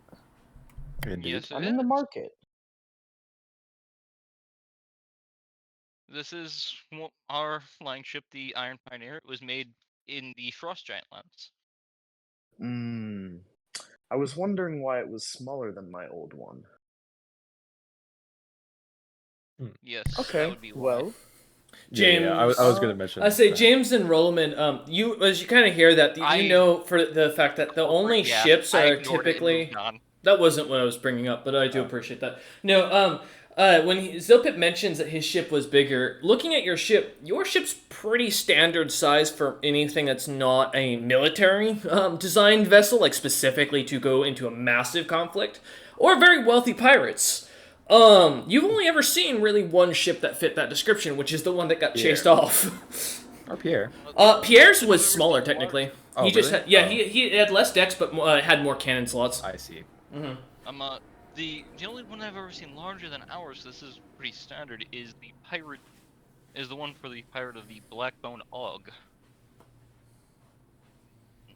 The Blackbone Og, that's a ship? That's a ship name? No, that's the owner of the ship's name. Interesting. What's his ship named? Do I remember seeing the ship We name? saw his ship. You saw you saw a ship. You did not see his ship that you note. Yeah, we saw the one ship he was using that was shrinking people. The only person who has seen his ship is actually Utham, surprisingly. But no. So yeah, you have not. The only thing you would have seen when that ship took off was the Black Hand Merchant Company's symbol, from what you were told. I didn't see the name of it, but I do know that. Well, this information is a bit more privileged, and I shouldn't just hand it up for free, actually. Oh, wow, killer merchanting. Okay, how much, kiddo? Fucking goddamn! Bad time to take a hit. That made me laugh too hard. Fuck. Totally set up my fucking drink. God damn it! That was good, Wolf. Before your merchant dealings, young one, how are you doing that. Young one. Wow. Oh, I'm flattered. Thank you. I truly do not know what you're talking about. Uh, tell I've me, yes. how long have you been a magic caster? All of eternity. Me or my host? Whoever I'm talking to right now. Hmm. What year is it? I can say from your own notes, you wouldn't know how this world's time works. From Yeah, I'm going by Karsus' time. I'm looking at how long he lived. Because there's not much for his exact. No, the only thing you can go off of is you have to look up when the weave got Here killed. we go. I was a caster for about 355 years. Oh. Okay. Very cool, very cool. It's not often I see a human in A human? these lands. Yeah, don't worry about it. Karsus hard locks eyes with Zilpin. Say Karsus will also know from Alar's memories that that word human does not exist in this era, in that James sense. is gonna cock his head because Bargers once said a similar word. Mm-hmm. He did. And he's gonna go, do you know someone by the name of Bardris? I mean, Zilpit probably did. Yeah, you He did. probably had like recollection of who this guy was. In the future you're from, Bargis was a well-known writer. There was also a lesser-known one that was an adventurer who didn't amount to much. But there was a very well-known writer of for the Champions of Didn't amount Pyrus. to much. He became a god. I know a Bardris. Yeah, He shitty adventurer, but a great writer. He Fuck you guys. said something. You were he said god the for word 2 similar minutes. to that word human that 3 you days. said, Grew. and seem to have knowledge of future events. So I'm taking it that you are of similar situation. Future events. I don't know what you're smoking, kid, but I don't have that kind of magic. Uh-huh. I just narrow my eyes at him. Rain looks up and goes, "No, he's telling the truth. He doesn't have the capability to turn back time, go forward in time." And she kind of continues, Rain. As you look back, you Rain. see a half genasi, basically a blue-skinned elf with slight bits of water kind of flowing off their body. Hello. You remind me of an old friend. You know, if I weren't taken, I'd offer you a drink, but I take it you'd probably try to kill me. I don't think I could, given you're the guy who kamikazed your ship into a giant dragon. What? You did what? No, that Explains it. was The my short stature, the my odd magical cohort. feeling that you have less Ugh. magic than the average person. You know, the troops, they really embellish all of these stories. I, in fact, wasn't on that ship. It was my cohort who... I like to sense motive. Yeah. Yeah, go ahead. I'm staring at Give him me a just- bluff I don't roll. believe this bullshit. Yeah, 100%. I don't believe this bullshit. Oh, come on, man. 12. Damn. 12. Say, come on, man. I'm using sense motive too. I don't believe a line of this bullshit. Maybe I'll roll well. That's a 22. Damn. But, you I'm go. gonna, but Karsus doesn't care that much, but I'm gonna roll. So if I fail, I'm just gonna treat as Karsus didn't give a shit. He does not care. Oh, you really didn't. He does not care. 22 Okay, for James on bluff. something bullshit. Give me a second. Bluff, not great, not terrible. 29. Jesus, not great, You- not terrible. I fucking Well, hate he's it. Cameron. He's level 15. I'm level 15, Level dog. 15. Yeah, he just leveled a lot. So yeah, as he kind of tells you this story, it sounds a little bit over the top, but it's embellished enough that it sounds more realistic that it was someone else, as he kind of seems to be explaining it as like, this is a hero who did this, and I saw this from the sidelines. And it And comes then off. with each of his 12 heads, my squire decapitated the Dragon Lord. It was really quite a show. Well then, And what were you doing during it? Oh, watching. I am a historian, and I would prefer all of these great battles keep their place in history. Oh, that's what Barter said. Sorry, I don't think me and you know the same barges. No. dwarf man, weird looking, has a big book. I think, if I remember right, Use out of body being magic. red hair. Yeah, red hair. I will say, the mention of a dwarf, like the actual term that James seems to use for, is different. Zopip, you notice from the term for snow dwarf in this area, and seems to keep the way he describes him comes off similar to a hill dwarf. Though slightly different, as red hair isn't common amongst hill dwarves. It just wasn't uncommon. Interesting. Well, if I ever meet him, I'll give him a shout. I have Anyways, do you a want couple... information? Oh, yes. Are you selling your ship by chance? No, I am not. Ah. Well, shucksy darn. Well, Interesting. what did you say your name was, young man? I'll say over to Alar. Karsus. I go by Karsus. As My you, host, I McCann, will goes say, by- the name Karsus does not come through Zopip, and it sounds as if like it's gibbering. As the individual seems to say this, the name does not come through to your ears. and then just my host's name is Alar. Sorry, what was your name one more time? Karsus will say it again. It does not come through, and the reason why is as Karsus is smart enough to know not to give his true name in any way of that format. Especially when he senses a powerful someone who he can't seem to understand as a caster. Well, it's very nice to meet you. I'll refer to you by your host's name then. Now, friend, I was hoping I could maybe get... You seem like a very powerful magician, at least outwardly. You just radiate that kind of aura, you know? Glowing stick in hand. I Yeah, will say, glowing stick in hand. if Zopip does see his magic, there's only one weird thing about it. It's thicker. It's not a lot. It's just thick. Mm-hmm. Karsus seems to be able to easily manipulate the magic around him without issue, and seems to almost draw it towards him as you see it coming in. I know How do you about do magic. that? Do what? How do you draw magic to yourself that densely? It's natural.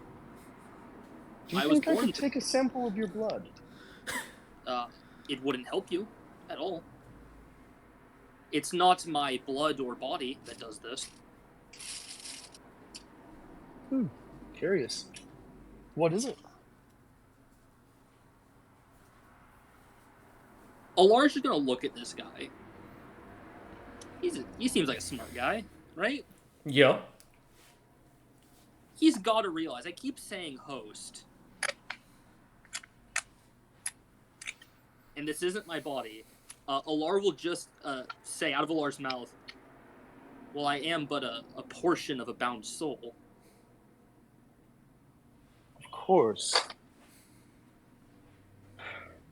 But where was your soul drawn from?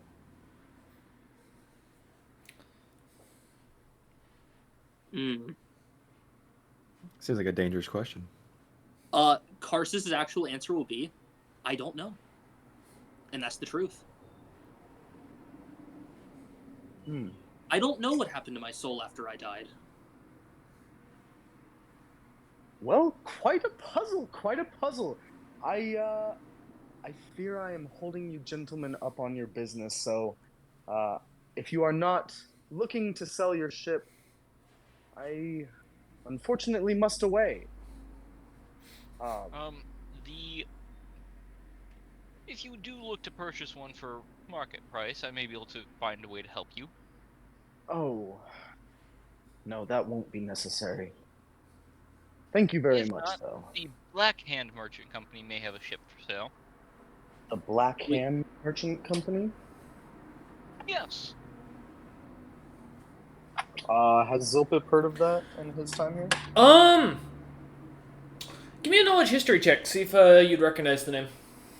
If you don't have history, intelligence will work. Oh no, he has. I figure you will, but you never know with depending on class builds. Sometimes, there's some classes that just don't get knowledge history. Oh, all I'm gonna. mages get it basically. Oh, that's fair. They get all knowledge skills if I remember correctly. Oh, let's see. Weird Oh, number. Just so I don't say it out loud. yeah.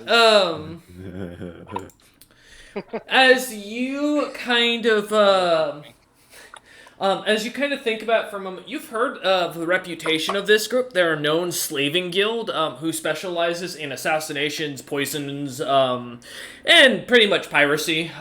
They're well known for really having a hatred for the Ironheart Merchant Company. Though in recent a few months, there's been rumors that hatred has died down. Beyond that, you'd also know they are attached to brittle or Blackbone Og in one way or another, though no one is sure how. Can I try and sense motive why he would send me to this company specifically? Sure.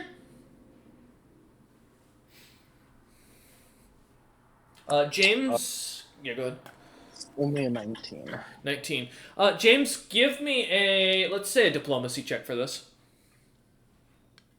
Because I know, by the sound, it doesn't sound like you're saying this out of Right. animosity, so I'm going to assume this Round isn't a two. bluff. 21. This 21? is not out of Oh, animosity. Okay. As you kind of sense, stare at James Zopip, and look at him as he says this, you see the innocence behind James's eyes and realize he's either not very bright or doesn't actually know much about the company, and is probably just assuming that they're well known as he's had more experience with them. And last thing before I go. Do I sense the combination of divine and arcane magic on this guy? James is giving off a heavy bolt of both divine and arcane. He seems to be one of the first people you've ever met that blended it perfectly.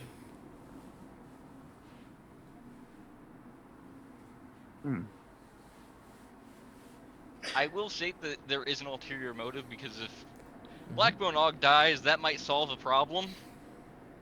This is in James's head. Yeah, but as Zilpip didn't succeed in the sense motive, you don't have to Yeah. explain that. I do appreciate That's the no information, worries. though. Yeah. Sorry, what was your name? You can call me Mr. James. I prefer James. not to give true names due to issues with that. Hey, that's all well and good. I wouldn't give you mine. James, are you a wizard? A cleric? I'm a cleric that follower of the believes in god, mana. or that believes in what? Sorry? Mana. The magic of the world. Mesna. Well, Yeah, the Well, he wouldn't know that because at this time, the understanding of I'm magic's just very foreign. flexing my knowledge. Okay. Is it? Does Mhm. Karsa say this? No one's asking I'm, uh, Carson. He's just hanging out. And Interesting. in my belief, it rewards me with the knowledge of the arcane. Any spell that is currently within my ability to cast, and some that are a little higher, I have some knowledge of. If the spell's been created, I know of it. Really? What spell?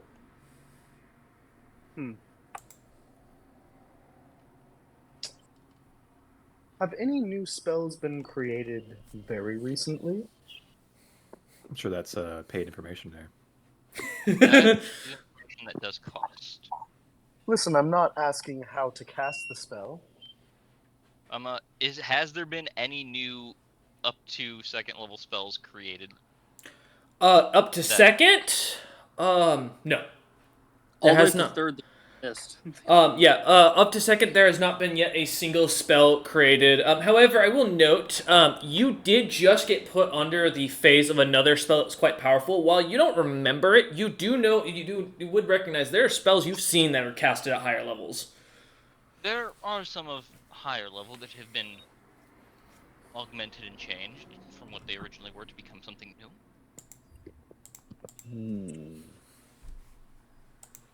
Interesting.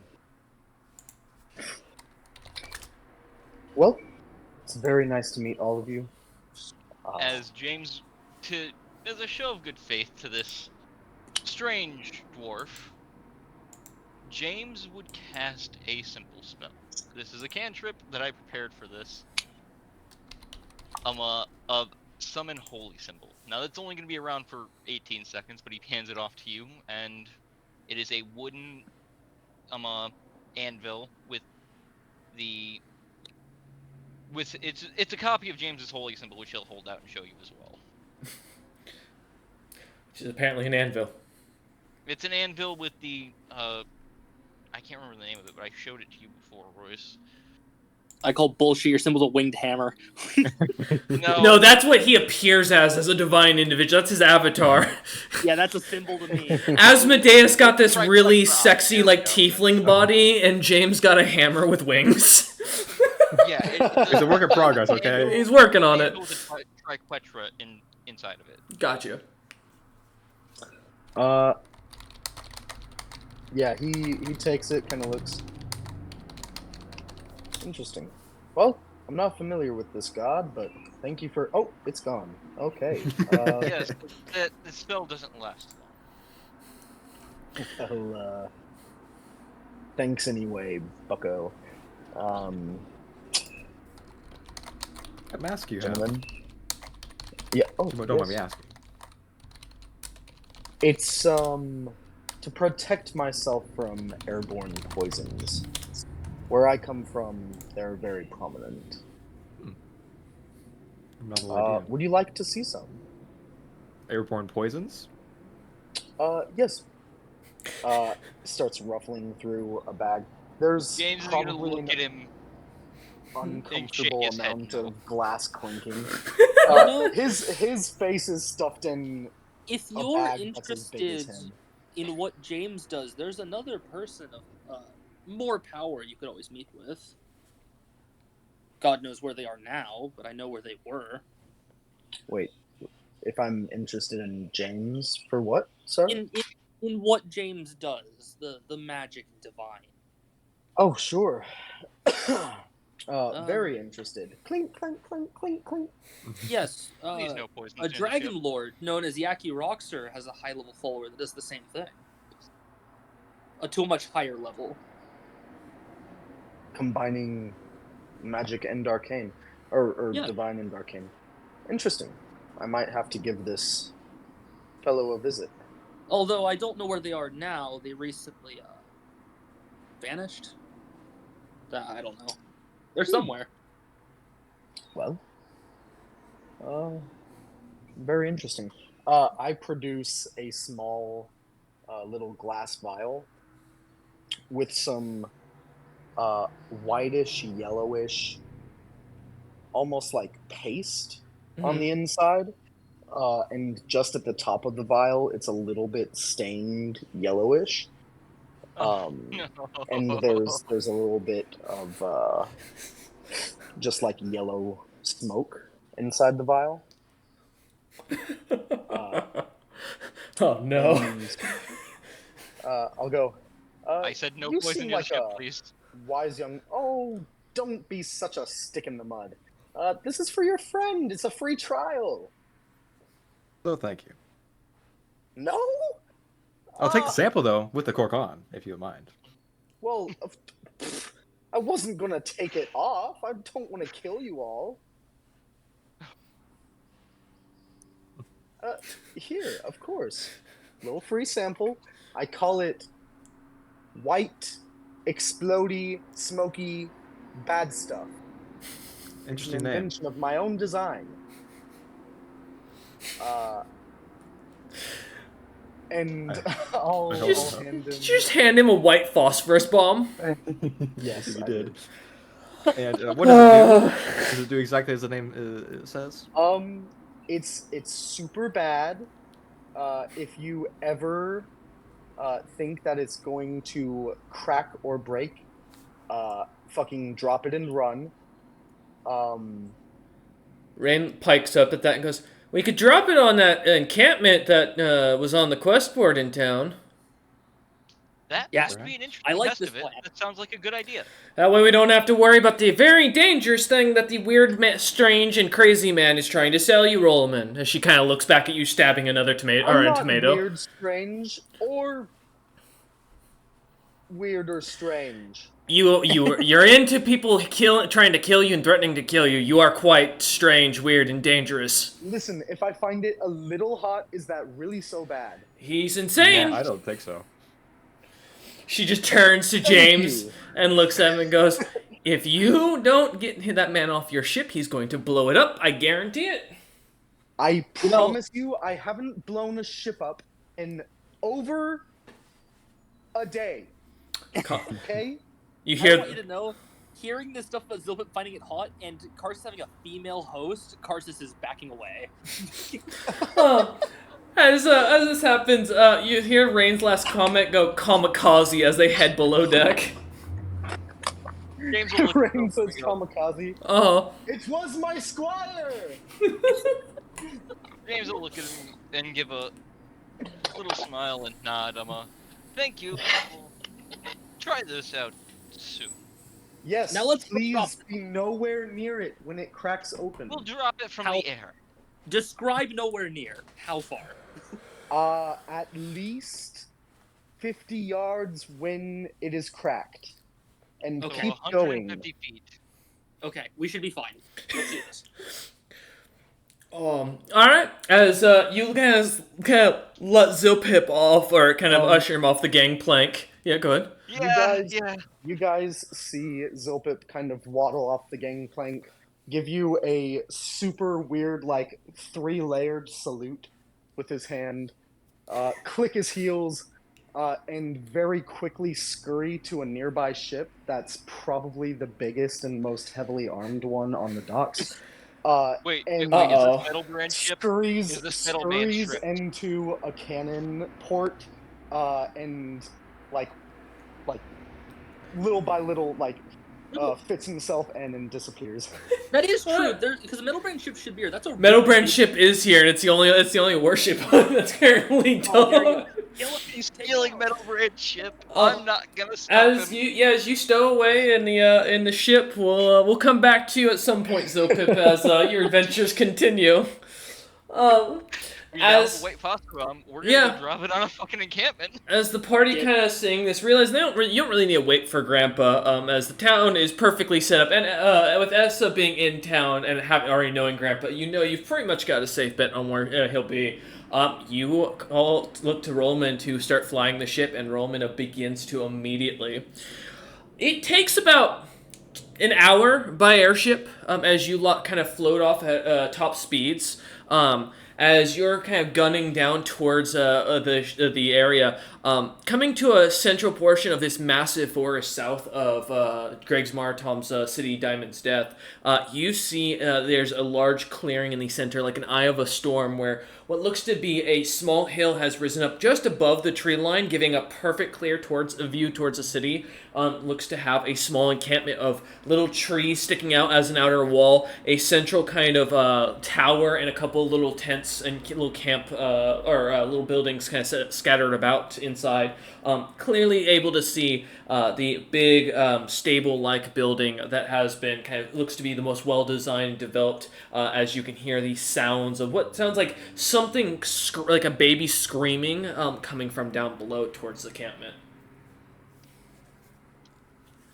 I just look at the person who was handed the fucking thing. I'm back hand now. the bomb. Sorry. Well, no, welcome back. Throw Allow- it Rob. off the edge, Yeah. buddy. Now what? Like we hear a baby screaming. It sounds like it's a high pitched screaming of yeah. Can I Excellent. recognize Karsus that that's does not actually a care. Give me child? the bomb. Karsus does not care. Before I Okay. do anything, what happened while I was gone? We left. We got Zilpip off the ship. He took Metal. He's gonna go try and take over Metal Brand's ship. Oh. Apparently. We're going to drop the bomb on the goblin encampment.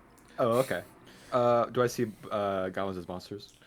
Hobgoblins, being an alpha, you fought with this race plenty of times for food, without having to roll even a check for it. You can roll a check to see if you recognize this specific group of hobgoblins, having been annoying to you when you were a young man, but you would see them as basically competition for food, and one of the few races that actually has the capability of outnumbering yours. From there, bro. it would kind of depend on how you take that look of your own people. If you see them as During that hour of travel, by the way, I do a prayer to refresh my spells and change some things out so that I can possibly do something. Yeah, no worries. That sounds I'll fine. drop it. All right. As you walk over to the edge, Flashback there to Victor dropping a coconut. there is actually, funny enough, a thing for throwing splash weapons. Yeah, I have to do like a. It's my base attack plus dex, right? Yep. Because you don't get the non-proficiency because you can't be proficient throwing splash weapons, thankfully. Nope. But if you miss, you basically have so much up to a 1d8 for the intersection of where to land. So that's the only reason I'm having you roll for it. All right. Oh, not one. Okay. Oh. Great. You going to roll again?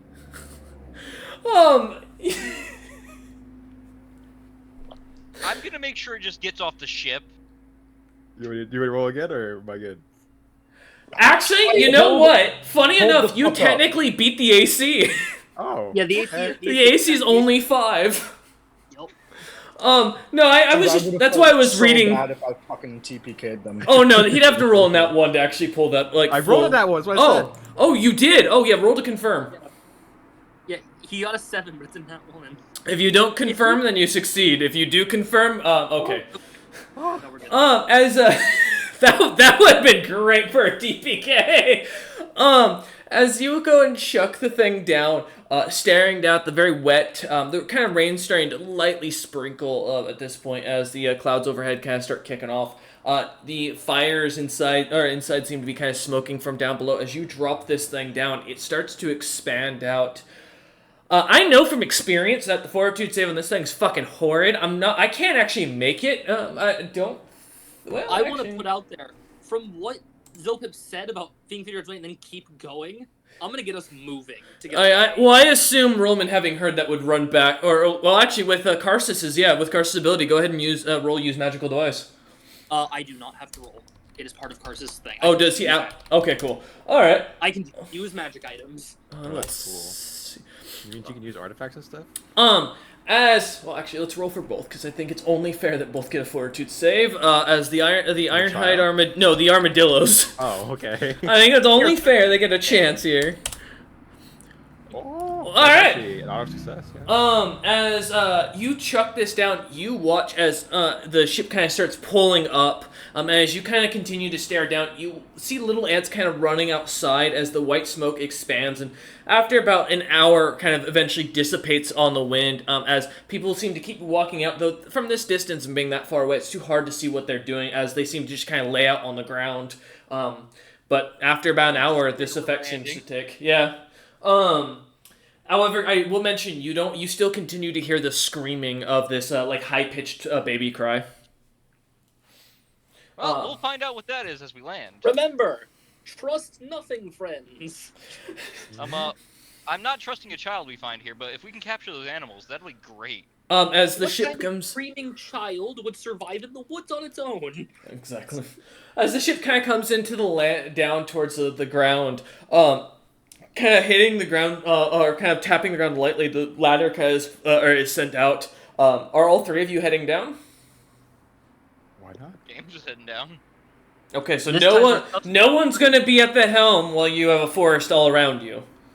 Fine. I'll stay. I'm not saying you should. One of you has to say. I'm saying, well, at least order an NPC here to be at the helm ready. I'll stay. Like, okay, Rollman's gonna wait behind. Yeah, all right. As Whatever you you find. As you lot head down, Karsus and James. Look, the good thing is, I'll know a magic item when I see it because my fucking magic vision. It's true. We're gonna be looting everything. Go. As you kind of head in, opening, kind of shoving the doors open as they do so, you see inside the hobgoblins all laying about in their heavy copper and bronze armor. Some of them with bits of green mixed into it. That seems to be kind of designed into a pattern on the armor. The blades that they seem to carry, many of them look to be copper at the handle, but the end of them seem to be in a greenish coloration. Um, though roughly and crudely made, as they don't seem to have much of a sharp edge to them.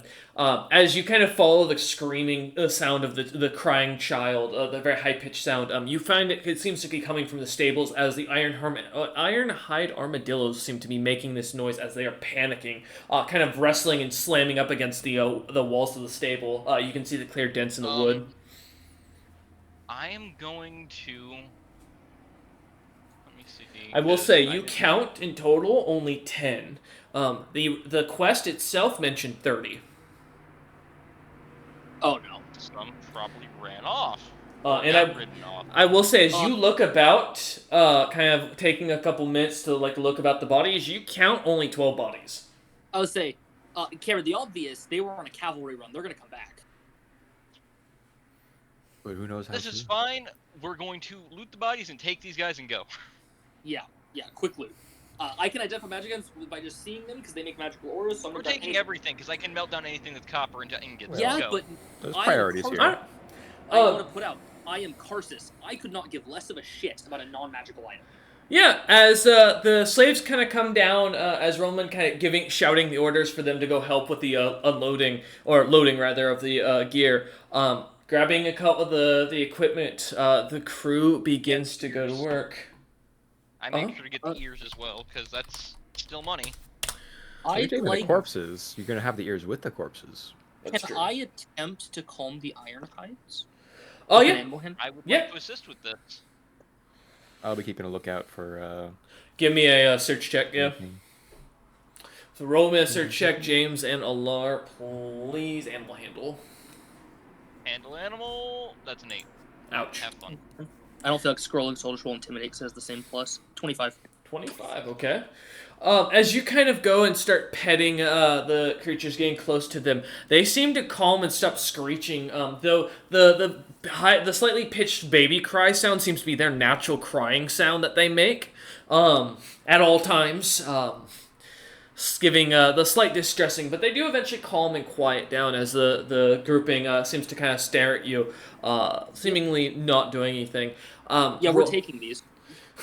As the crew kind of follows and grabbing the equipment to mount up with the Ironhide armadillos, they start dragging them out slowly as they're bridled and kind of put a saddle onto.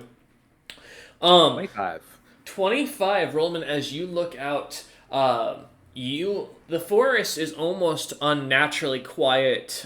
No birds chirping, no sounds. As you see far, it looks to the east, looks to be clouds of dust kind of on the horizon picking up, but it doesn't seem to be coming towards your direction. It seems to be going south along what you'd assume to be the river when you were flying up above.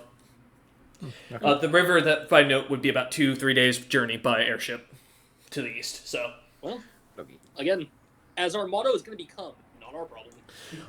yeah, as you start gathering the bodies and everything, kind of pointing to the items, the crew goes in, sacking through the tower, grabbing chests, grabbing weapons and armor. As Karsus kind of points out things, items that look to be mundane, he seems to kind of grab and hand off to the crew to bring onto the ship. As you lot follow on, the DM will give you loot afterwards. Kind of eventually getting onto the ship, you manage to get all the bodies of the 13. Taking any metals or Yeah, any armor as well. getting the 13 bodies on board, you managed to drag them with the 10 Ironhide armadillos up onto the ship. The armadillos are at first quite difficult, but with the large ramp that the crew had been working on when you guys had last kind of set with some downtime, they managed to get the creatures up and on deck and into the bottom of the ship. Though the ship definitely seems to feel it as these creatures weigh a ton. Wait, actual They time? won't be on the. They're not going to be on the. No, no literal ton, but I will say the ship is now at half movement speed with this much weight. These are large. I mean, these are large creatures made of solid plates of iron. You're basically transporting thin tanks. Um, Dude. but yeah, as they seem to get on, the ship kind of waddles side to side as you lot kind of fly up and head back towards the city at top speeds. We're gonna end session here as you lot kind of find yourself at the edge of the city. As kind of you see the large army coming towards. With what looks to be the celebrated heroes and parties, as the cheering can be heard from even outside the city, as you lot come to a landing. We thank you all for watching. We hope you enjoyed, and we will see you on the next episode of the Ironheart Merchant Company.